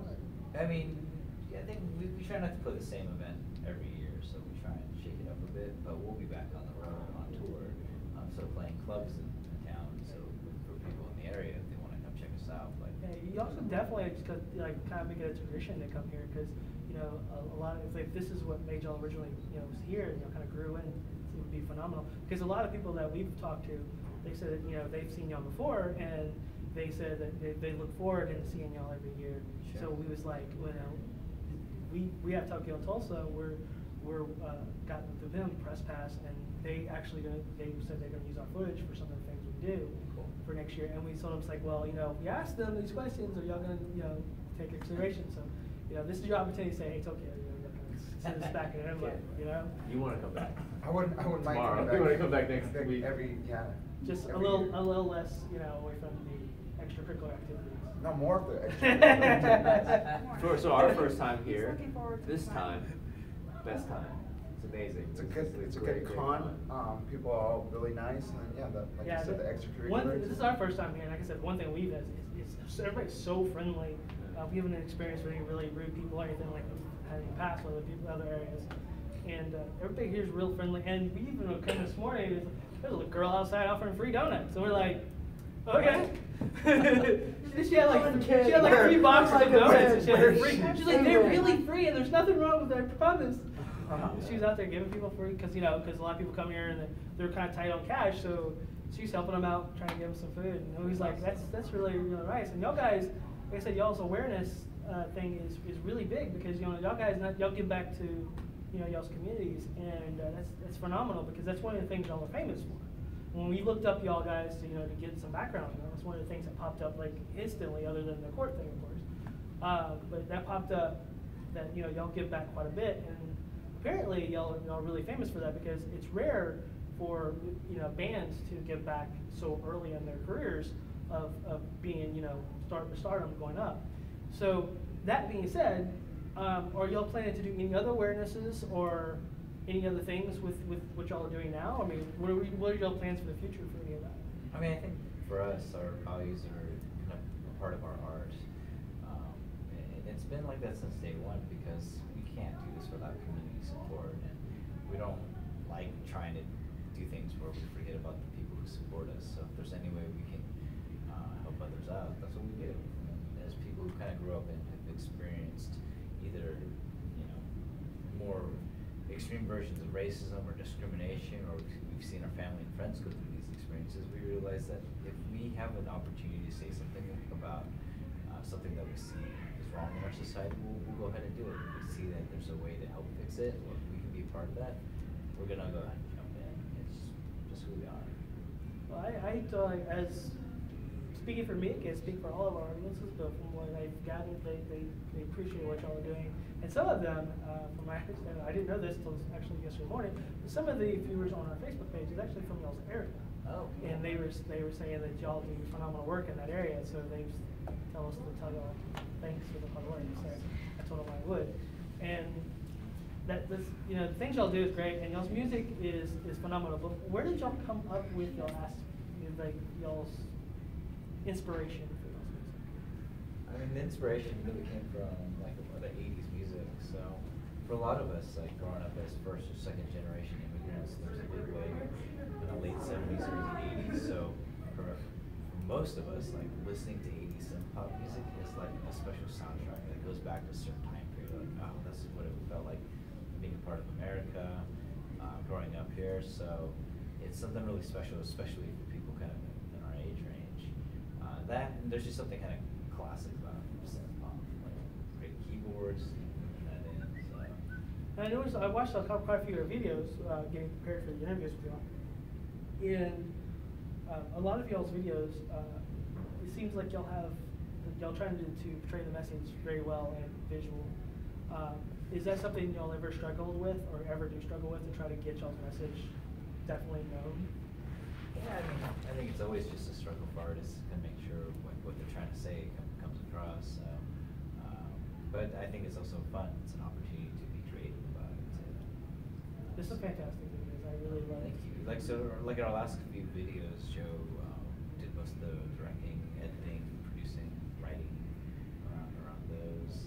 One of my favorites is the one with the girl holding the camera, and then like he's there, and then like she gets everybody to come in, and it's like she's like she feels like a fool, and then she finally finds y'all, and she's like, watch, and she unplugs it, and y'all, it's like I was like, that was totally awesome. That was just, I think that one in particular, I think we did it with partnership with a couple of organizations, but the main one was the Nikkei Japanese American Historical. That was one of my favorites. I mean, it was really important because Simon wanted to highlight their organization with the work that they do, and we wanted to set something in there.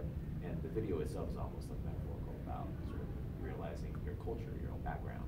So it was very important that we casted, Japanese American actress. It was important to have the setting and everything. And our lead singer, of course, is Japanese American as well. So like it was, like you're saying, messages. It was clear. I mean, we're trying to make it fun too, and there's a geeky side to everything that we're trying to do. It was very well. But yeah, message. Yeah, it's like I said, it's like that was one of the things. Like I was looking at, it's like, man, they're really trying to get messages into these videos, and that one in particular, I was like, they're really trying to get something, message into, not just doing a video. Like a lot of people do these days, they just do the video just to try to focus on the song. But y'all trying to do more than just the song. Y'all trying to focus overall on a point, and I thought it went very, very well. And top off, it was a very entertaining video. The song was phenomenal, just like all your songs. I've listened to hours of them, trying to compare them, just to try to get the general feel of y'all. Because with bands, it's kind of hard to tell. The other band that's here that opened for y'all, I had nothing to expect for them because unfortunately, I got blocked from a lot of their content. Really? I tried to view it on their website or whatever, and it would block me because it was in the U.S. and it wouldn't let me view it. So I had to view it at third hand that wasn't necessarily nice to view, but I still got a hold of view a little bit of it, but I only could get 2 songs I could view. And what I've heard from them is like I really didn't understand it very well because it's a culture difference. But last night watching the concerts from y'all guys and them, it's a whole nother experience. So as the viewers, I totally recommend seeing these guys live because if you think their videos are great and you think their songs are great, it is very different. Y'all have to go to fantastic Japan. live. I have to go to Japan to see him and check. I don't know how long you can see him. So this is their last show. This is our last show. Well, that's it for him and Jeff. They were amazing. They were. Yeah, we're gonna try. When y'all actually try to see, we've been trying to get a hold of them for months, and they're really hard to get a hold because of their website is not very friendly at all. And I get blocked half the time we're trying to do anything with it. So I talked to them, and they actually got a hold of the person, their handler. So we might be able to get an interview with them too. We're hoping. But y'all guys, follow behind them, and when y'all do this, when y'all go to a concert or something, and y'all follow behind, or you're opening for another act, what do y'all expect for something like that? Do y'all have like mixed feelings about it? Do you think like, well, we're not opening, or we're back? Is there like a kind of like, if you're opening, you feel this way, but if you're behind the opener, you feel that's that an way? added element because Jeff here. This was the first time. This was our first show together. It was also technically the first time we played through all of our songs together. Yeah, the first time we played everything through was on stage last night because he's been filming. He's filling in for us. We just flew in for it. So. That was one of my questions, was if he was going to become a permanent member. Jeff's gonna drum our album. He has a studio. 1/32 Turkish? 1/32 Turkish. Are you 1/32, or was your great? Someone was great. Was 1/32? No, my great grandma. Great grandma. Well, the band as it stands now is a 3-piece. It's me, Joe, and Ken, and so we're gonna have different friends come in playing drums, or we're actually gonna be doing a few tours. We're it's just the three of us either doing a stripped down acoustic or maybe a more electronic kind of thing. So we were kind of still experimenting with that. But Jeff and I are going to be producing an album for Eugene. Jeff has a studio called Trackdown Records in Eugene, Oregon, and so he actually will be drumming on the album too. So in this situation, he actually will be part of the lineup for our next album. Oh wow! And then from my understanding, last night y'all dropped a record, y'all have a CD. Yeah, new EP called "The Band Who Must Not Be Named." We actually released it digitally earlier this year. Same week we went to the Supreme Court. So. And y'all have it here. We have. And from my understanding, y'all have like something extra comes with it.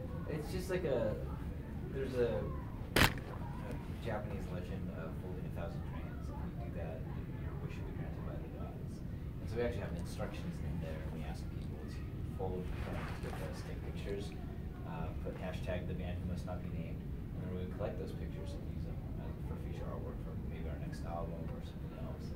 And it's also our way of trying to collect 1,000 crayons across this country to ask for justice. Originally it was for our Supreme Court case, but we won, so I don't know. We didn't get 1,000, but maybe that was good enough. We had a few dozen.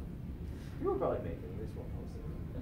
Yeah, I was gonna check that out afterwards last night, but y'all's lying. Yeah, I'm tired. It's been a long day. It's like time to go home. And speaking of a long day, conventions are rough on anyone. But being a guest or even a band, it's even rougher on y'all guys because y'all like go here, you gotta do this, you gotta be ready and prepared to do this. That's not like there's no leeway in it at all. Or does this type of stuff play really big tolls on y'all? We know some of the extracurricular activities do, but it doesn't take a toll on me. I'm fine. But you slept until noon. Yeah. We were up at 9. Yeah. Just for me, I don't have a problem, just like going place to place, or just because of like everybody's energy, everybody's just so upbeat. Just cons in general. Some of these kids, they wait all year, like from when like Tokyo and Tulsa ended last year, they're already looking forward to this year. So by the time they come here, all that energy and all that the positive vibes and everything are just so like just out there that just kind of ride on that wave. Yeah, because like a lot of them we've talked to recently, there was some that's like we can't wait to see them. When they get on stage, that night last night, and it's like. Why? It's like, we saw him, last year, and we didn't even know y'all was here. From what information we gathered, y'all never been here before, but apparently we found out that was incorrect. Yeah. And it's like, yeah, they've been here a couple times. 3 of us have never been here before. Yeah. I'm the only one that's been to the end. Original. So. Yeah, but they said a lot of them follow y'all online, and they keep an eye on y'all. So I was like, really stoked. It's like, wow, they're really wanted and really welcome together. So y'all guys. It was phenomenal. It was a really good show. Are y'all looking at what is y'all's like future plans as far as like the band? I mean, you mentioned earlier that you do a tour. What other stuff are you having planned for that? Well, we got some new albums going to be dropping probably early next year. We're in the studio writing and recording it now, and then we'll be on the roads probably on tour most of fall. So for us, it's kind of alternating between being on the road. And do you have offhand, any of the cities or towns that you're going to be in to let them know?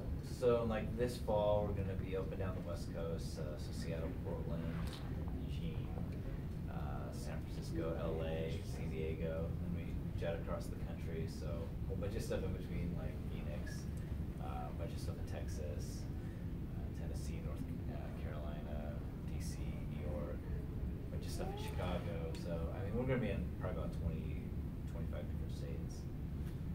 And like, as y'all's personally, what inspired you to be in this particular band and want to do the particular position you are in the band? What inspired each one of you? I turned 30-something and I'm like, oh, I always wanted to tour in a band. I never got to do that for us. And this band was looking for an Asian musician. I'm like, okay, my chance. How old are you? I'm 34. I would have never guessed. I mean, I'm almost 40, But I would have never I'm, guessed I'm that. 39, fixing to be 40 in November, but I would have never guessed you was in your 30s. Because to me, 20s, you know. Nah. You know what I'm saying? It's just you'll look I'm extremely. 45. I mean, it's just extremely. You were like, young yep, that's looking. about right. You're like, what? My joke backfired.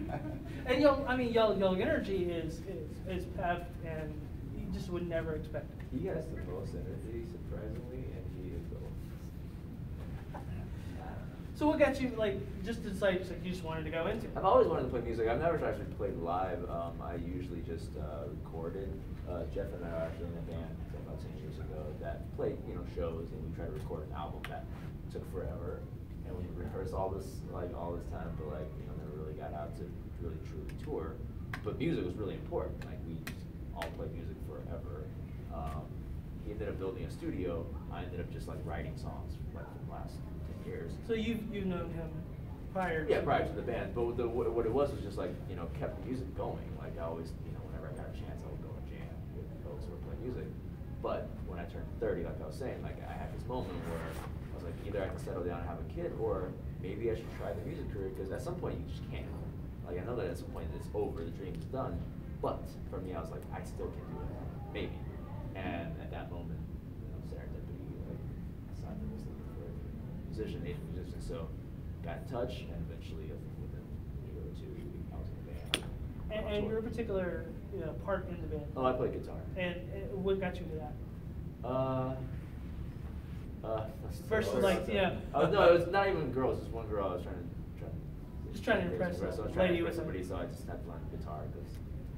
It's a classic way to make music. I sucked at both. What's that? Do you play anything else? Oh, I try to play everything. Like honestly, like I said, I'm not a good guitarist. I'm not good at anything in particular. I just like to write songs. I like to make songs. So honestly, I play the computer. I would record. And that's how I kind of started to learn to produce music. And since you're apparently you was the one that originally started, what got you? Can't really say how got you in the band, but what made you decide to start to do it? I started the band because I saw there was a really severe lack of representation, especially of Asian Americans in mainstream music, especially back in 2004 when I thought of the band's idea. I mean, it's pre-YouTube, so back then, whenever I thought of Asian American musicians, I was just like, there's the one dude in Smashing Pumpkins, and that's it. So, I wanted to change that.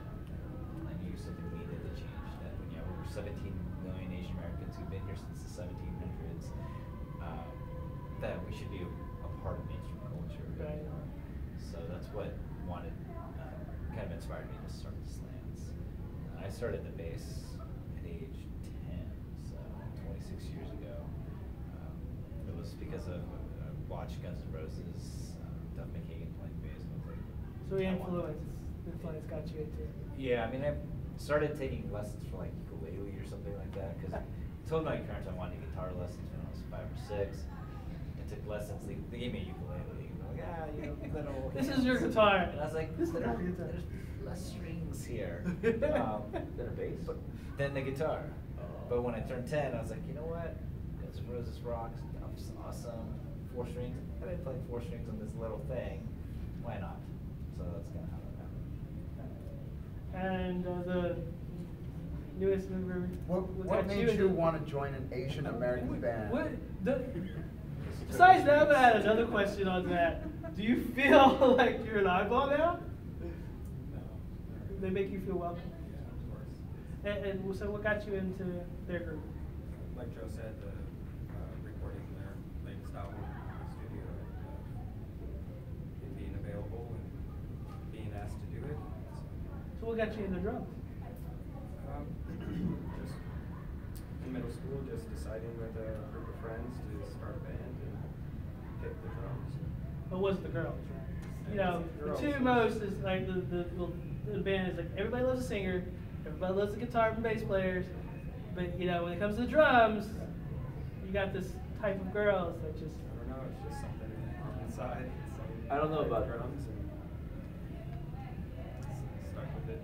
There's a picture of there's a meeting where it shows bathroom signs, but it's the lead singer is 2 girls with them. The guitarist is me 2 The bassist actually just has, or the drummer has a girlfriend, an extended one. The bassist has nobody next to him, just the bassist, and then the keyboardist has a bunch of cats. So, that's the pretty true. So, are you enjoying being with them? Oh yeah, great. A lot of fun last night. Good trip. Did phenomenal, man. Even if they'll have the skill to be able to not practice with them, and just by going by ear, they said that you had headsets. That's all you could go by. Just practicing on pillows. To go a match and actually get out there and be in sync and do it. That shows a lot of skill, and I commend you for that. Now for you, so you're the singer, correct? Yeah. And what got you decided to go with them? I was out karaokeing with some friends of mine, and one of them mentions that he saw an ad for like an open position for a singer, and he told me it's an all Asian band. So I'm looking around the room, and I'm the only Asian guy in a karaoke bar. In a karaoke bar, and I'm like, I'm Asian, I can sing. So I just applied right away. It was actually a pretty grueling audition process, but if you're going to be touring, if you're going to be like spending a lot of time with these guys, of course they're going to want to know like a bunch of things, and we did like essay type questions, and then like a 5-song audition. Like we did like a set at a venue. It was just me, the guys, and a camera, just to see how we all meshed. And it was kind of a rough audition, but they saw enough to go with me. So. And what got you into singing? I joined choir when I was 14, like my freshman year, because of women. There were not as many guys in the choir, so yeah, it turned out to be a great life decision in many ways.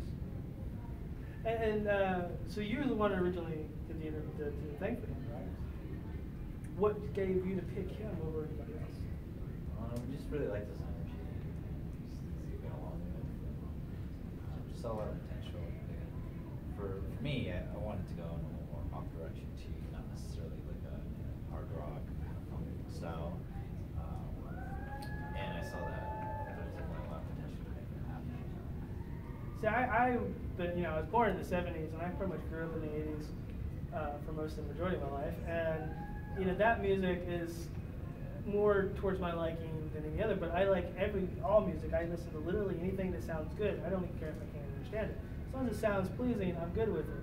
And that's why I like when I watch animes. I like the music. I can't even understand the notes. If it sounds good, I like it. And y'all's music appeals to me more than the other band that was here. Their music was phenomenal as well, but I'm not scream emo. It's a different style. It's a style that I'm not used to. But the dramatics in y'all's two different bands is very, very dramatic.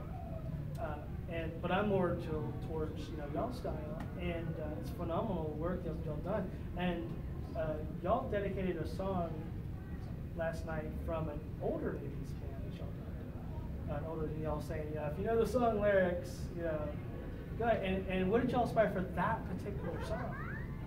To Bruce Springsteen's "Born in the USA." Yeah, well, it's like that's just a random '80s song that had a lot of impact. What besides it that really would be this one?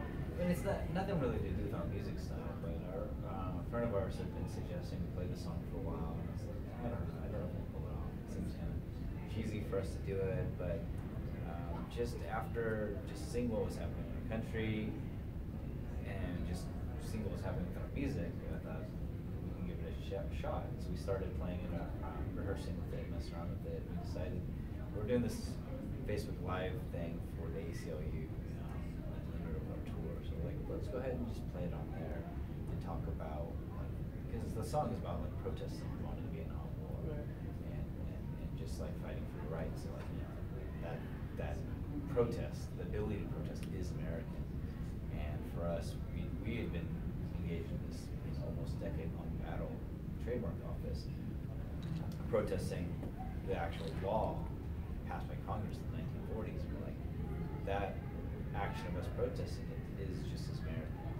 It's patriotic to say we care about it. There's so much we're willing to fight the White House, we're willing to fight anybody in the government to make this country better. So that's kind of how we got started. So that's why y'all guys came in inspiration. I mean, y'all got denied, and you want your voice to be heard. And y'all didn't just say, okay, I'm gonna take it. They slap on the I'm just gonna be done with it. Instead, y'all kept pushing it, and so a lot of people see that as an inspiration because it shows what can be accomplished if you just keep going for it. That the government's just not going to, this is it. They're going to hear your voices. You may have to go up a little ways, but you still got your voices heard, and you got what y'all wanted. And I think what y'all do is really phenomenal. Y'all do great work, music-wise. Y'all do community. Y'all, your inspiration of where your names come from, your bands, even how y'all guys perform, from what we just understand, was really, really great.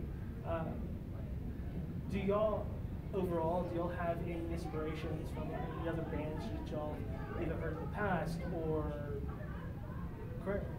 Radiohead. Radiohead? Definitely not Radiohead. Yes, Radiohead. He always says Radiohead. I don't always just say it. Yes, you do. Believe it. I mean it. It matters. It's in his blood. It's in my.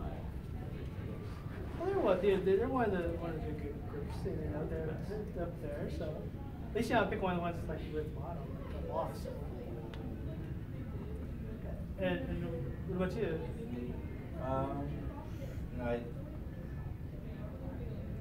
I think musically we're inspired by a lot of different groups.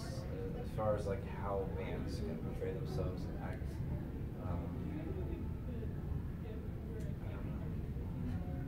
Well, like when in your spare time, what do you listen to?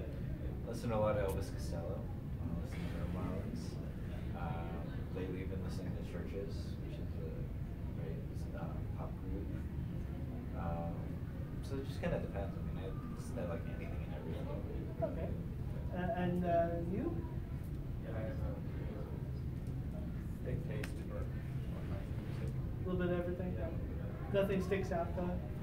I like R&B and blues and funk and soul music a lot. I'm from Louisiana originally, so that style of music really appeals to me because even though I'm more of an '80s style, but the blues and stuff really affects me because it's just my culture where I'm from, and I grew up where a lot of people in the audience. I've actually discussed this a couple times with my audience. Is I don't speak proper English all the way because down there they speak. My family's been around since Louisiana was formed, so they speak a off French, and because of that, to speak English properly, I have a problem getting it all. But now I've been here for like 15 years. I'm a wife. A lot of my accents are almost completely gone. But sometimes, like if I'm tired or anything, I'll start slurring, and I'll end up going back to the wrong sayings. So being those, hearing those songs back then, you could hear, the way people grew up back then in the songs, and it really inspires me just to keep on going. So being a drummer, that goes right down the thing because it's really, really awesome because if that inspires you, you're coming from somewhere really, really solid. And I loved your drumming lessons. And what do you listen to? Right now on my playlist, I have Weezer. I like Weezer. First time I heard them was on the Windows 95 CD. Believe it or not, it was hidden in the CD. Nobody ever knew it. Yeah, Windows 95 used to be, they had it hidden in there. Unless you actually looked at the CD, you didn't know it was there. I have no idea. Yeah, that's when they were just coming up, and it was the song for the one Happy Holly. Days. Yeah, Buddy Holly. Oh, Buddy Holly. Yeah, it was hidden in the CD. Unless you actually go searching through the files, you never found it. And there was another song too there from somebody else. But I was sitting there when I found it, I was just randomly looking, and I found I listened to it over because it was really good. And in fact, they were just coming up, and I kind of followed them for a long. So I totally agree with that. They're a great band. Aside from them, I respect that John Mayer's guitar playing, and like a big fan of Queen too, like Freddie Mercury's vocals. I mean, just the whole band though was just awesome to listen to. Does any of those that you mentioned, or any you haven't mentioned, do they inspire you of your singing? I don't think I can compare myself to Freddie. Well, inspiration is different than comparing yourself. It's just like they were giving me the strength. Just like the energy that he brought to the stage was definitely inspirational. Just go for it, like, you know. How he just goes for like every note or like the high notes and he just belts it out. You did phenomenal, man. I mean, y'all was really energetic with the crowd. I know a lot of people last night was tired, so a lot of people was like, I'm dragging out of here to begin with. But the people that stayed, that was dragging, they were commenting. You know, I was actually to the right of the stage, catching off from this right, and as they were leaving, I was catching some of them for asking them what was going on, and they were saying that, you know, y'all guys. He's like, I was really tired, but I had to watch them, and you know, it was really, really fantastic. And y'all was keeping their attention, even though like we was all ran down tired. And I don't know if y'all guys ran down tired at the time, but like literally, I was like, I just want to lean against this wall and just go to sleep, because we was here from the beginning and stayed all day. We was running around, so you know, y'all did really great to keep them. And y'all have another concert tonight, is that? No, that's it for concerts. Shall I sing any more this go around? Just gotta keep it in. Well, it's kind of sad. It'd be nice to get y'all up on stage again, because I know a lot of people like to say they were tired. Sure. It was a I'll rough be day. up there, but you know, unfortunately. Are y'all gonna come back to this area anytime soon? I mean, maybe not to Tulsa, but in this area that anybody can pick y'all up? We'll be that's going close? through the Midwest this fall, and then probably again next spring. Okay. So we definitely keep a look out for y'all, and you know. Y'all have my email, because I've emailed y'all, and you guys, of course, on Facebook. Just let us know if you come to this area. We'd be more than happy to let everybody know, where y'all are at, so we can push them over that way. Because we know a lot of the fans here would definitely want to know. And y'all have a webpage and stuff, the information they can get this. Y'all want to let them know. Yeah, get everything at theslants.com. And what is y'all's ultimate goal for the band? World domination. Dominate it with music. That's the way to do it. But I mean, ultimately, like, what is? You're just gonna go until you fizzle out, or you're planning to go and do something more? You know, if our art means something to someone, it helps change their life, whether it brightens up their day or it inspires them to be part of their heritage or who they are, then that's, I think, the best thing you could ever ask for. We hope to continue doing that for other people. And do y'all guys play overseas? Do y'all go outside the United States? We have a couple times. We did a tour in Europe for troops serving overseas, depending on the country, and last year went and did a tour of Taiwan. So we'll probably be doing more of that, though I think right now we're not. Where's your favorite place that you guys have been? I was gonna say either as a group or alone. Yeah, Taiwan was probably the best tour. I also really like Texas a lot. Barbecues and great shows. New York. I heard Taiwan's got some excellent bars. What was that? I heard Taiwan's got some excellent bars. Yeah, we went to a distillery called Cavalon Whiskey. It's one of the best whiskeys that I've had in my life. Is it like rated high? What was rated the number one whiskey? Yeah, that's what I was thinking. Have you heard of it? Yeah, I've heard it's really popular. Never actually got a taste because it's actually kind of pricey. It's hard to find because of the yeah, we get over here, it's really pricey. We actually have a brewery here too that just opened recently. There's like Boulevard. They have a few here as well. Try saying Boulevard Brewery 5 times fast. Boulevard Brewery, Boulevard Brewery, Boulevard Brewery. Oh, my fidget spinner! Oh my god. Okay, so a fidget spinner, we're gonna have to, gotta say it. So you're getting onto the craze? No, I was waiting for it to die down. You was waiting for it to die down before you started messing with it? I literally pulled out my money when the guy told me. I asked him like, "Why are these $5?" He's like, "Because they're dead." And I'm like, because then I would be the only one with it, and I wouldn't be walking around with a bunch of other kids all like spinning it. But people are still like thinking that it's okay. So. You know. Well, here it kind of started late in Oklahoma. Did it? Yeah, it started late here. It was already really popular, but we didn't start noticing it until just real recently. Yeah. So it's kind of just starting to pick up here. I mean, you might be fizzling out in the other bigger states, but right now it's kind of. So this is me. Like every video game system I own, my friends had like 5 years before me. So I didn't get GoldenEye until after like middle school or high school. Like it was like I was playing in high school with sleepovers and stuff, but middle school or high school? Probably middle school. But then by the time like I got it, I was in college already. And I was just like, now I have my own GoldenEye. Nobody else, I don't have to like deal with anybody else killing me all the time. So like that goes along with a lot of other things, and that's how I buy things. I wait until like people stop buying it. Like the Switch. No, the Switch I'm probably gonna get like in 5 more years.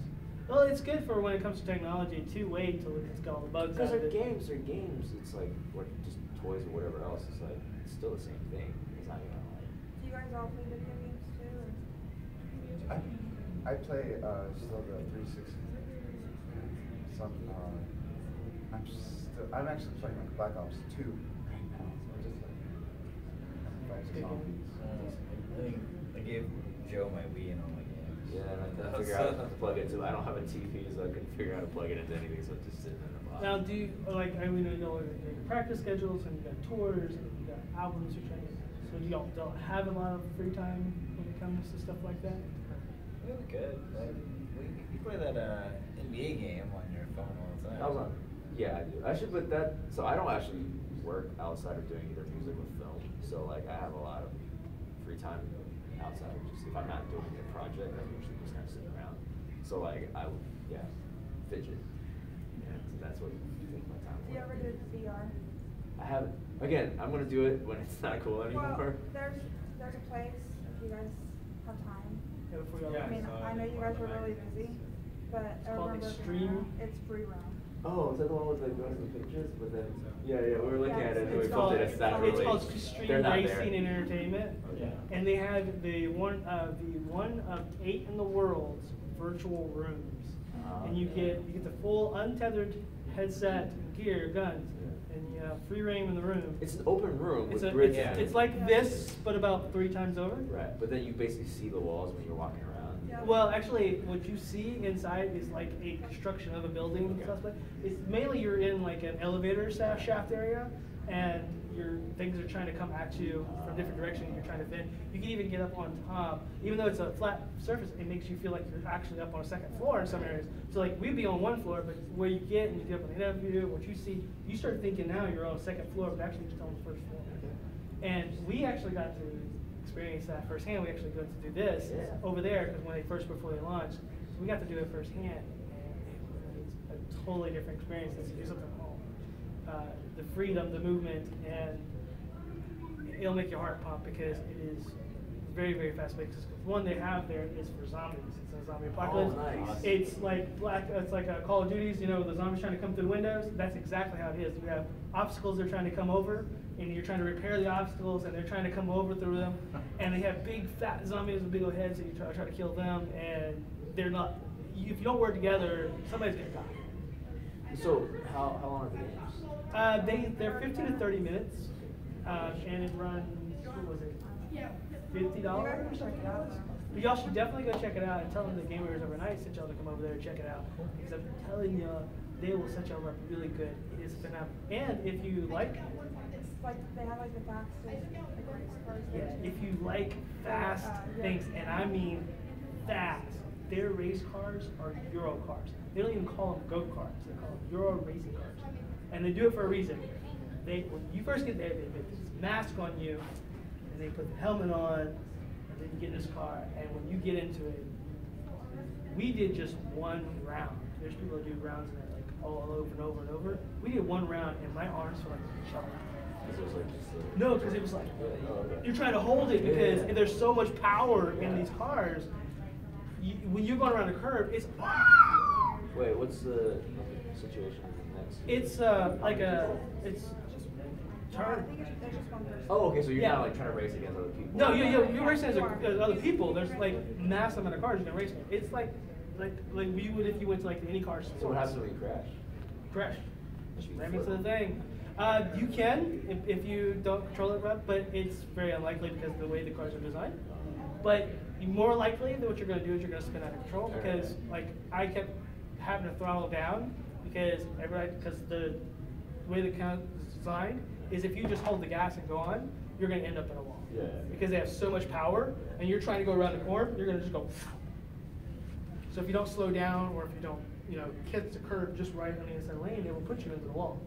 And it's so much power. Like I took it and just was holding it, and I was doing like this, and when I go around the curve, you can just feel the way the machine was just grabbing the ground and just all the way around the curve. And they are so, when you get in the straightaways, they are so fast. It makes any everyday car just look like you're a stroller park.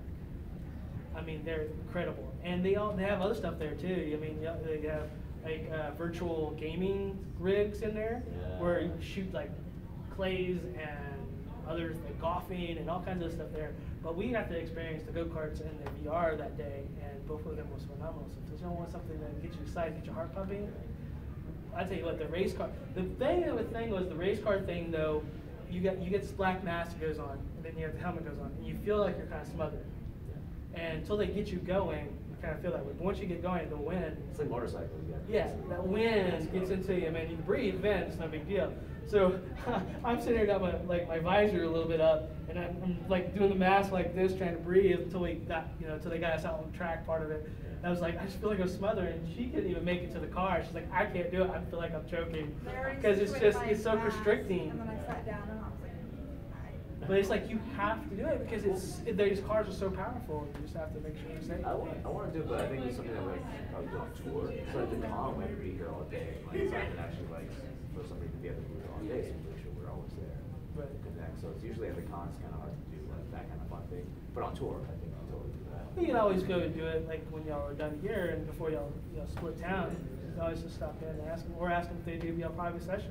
So look, we're here. We're the Vans Photography of Tulsa. They're really great people. Like I said, they gave us a personal thing. They let us know. And you tell them, say, look, if you get in, before we leave town, we heard y'all's place is really awesome. We wanted to give it a try. And if you tell them we sent you, they might help y'all out and get y'all a little section for y'all to do it. Nice. And I tell you what, this was so much fun. We did one thing, which is like 10 laps. My arms literally felt like jello. I mean, they were hurting, like muscles I did not even know I had. They have competitions there where they go and see who's the last man lapping. There was a kid there that did 5,000 laps. A kid, and he's like smaller than he is.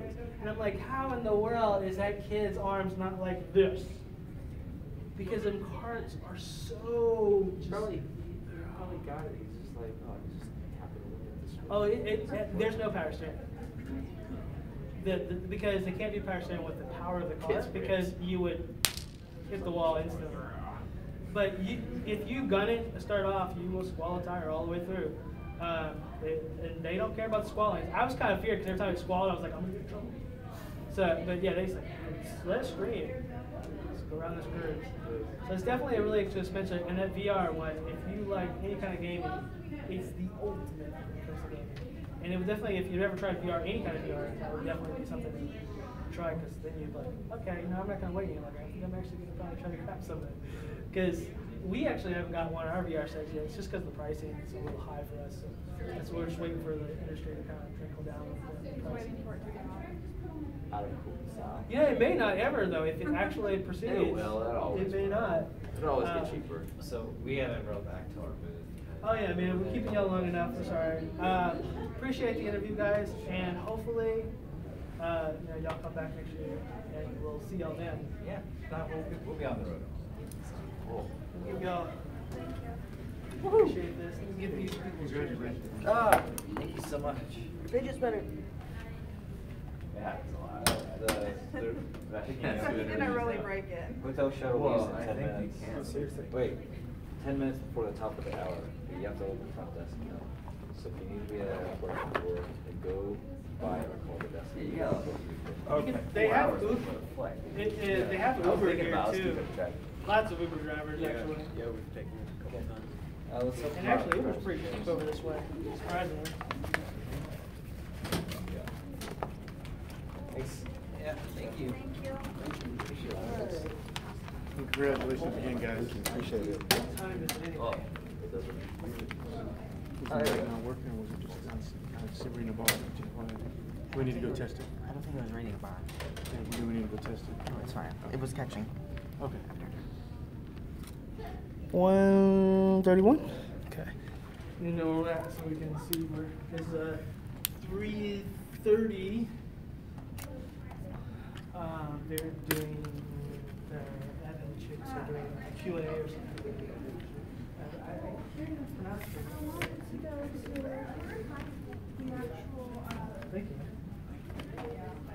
Fashion show. One actually did it. Is it going on right now? I think it was on a plane. But Morgan just got here. She's busy. Okay. You want to read it?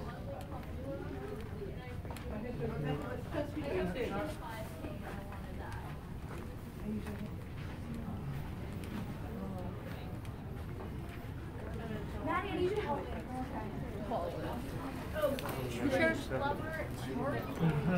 What?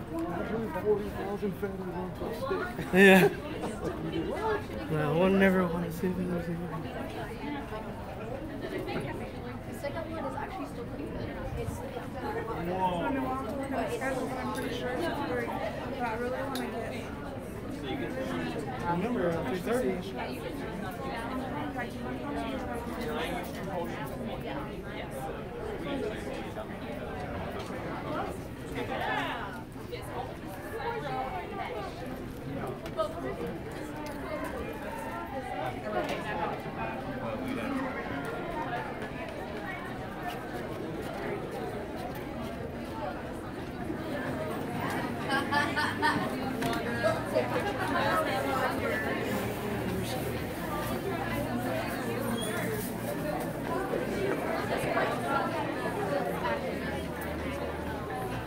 She sent me a text message. Saying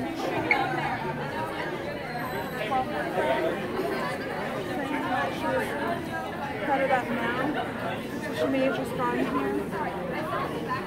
She may be in the game room. Okay. She hasn't quite gotten to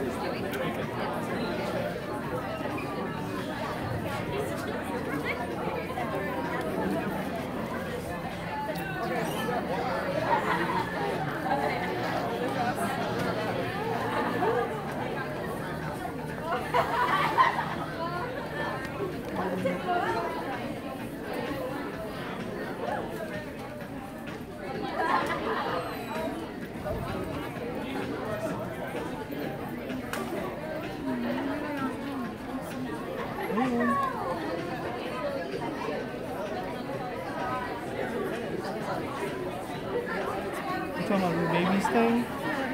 Yeah, it's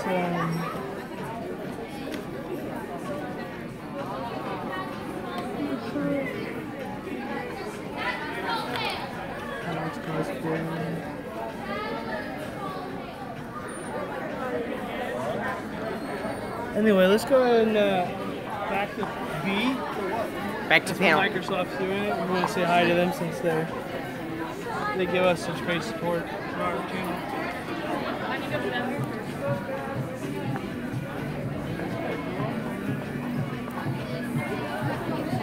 I think we're going that way. Yeah.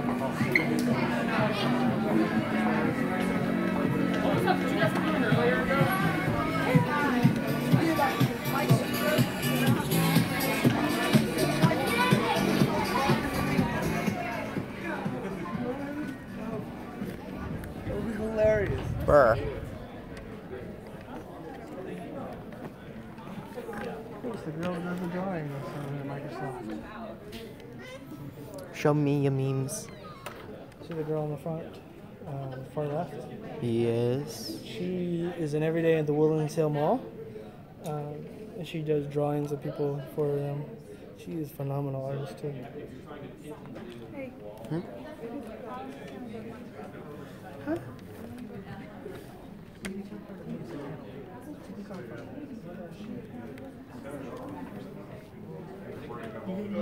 You're trying to find one person that can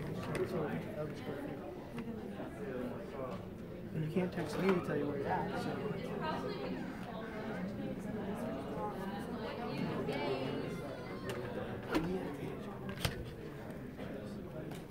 Find you so she can contact you.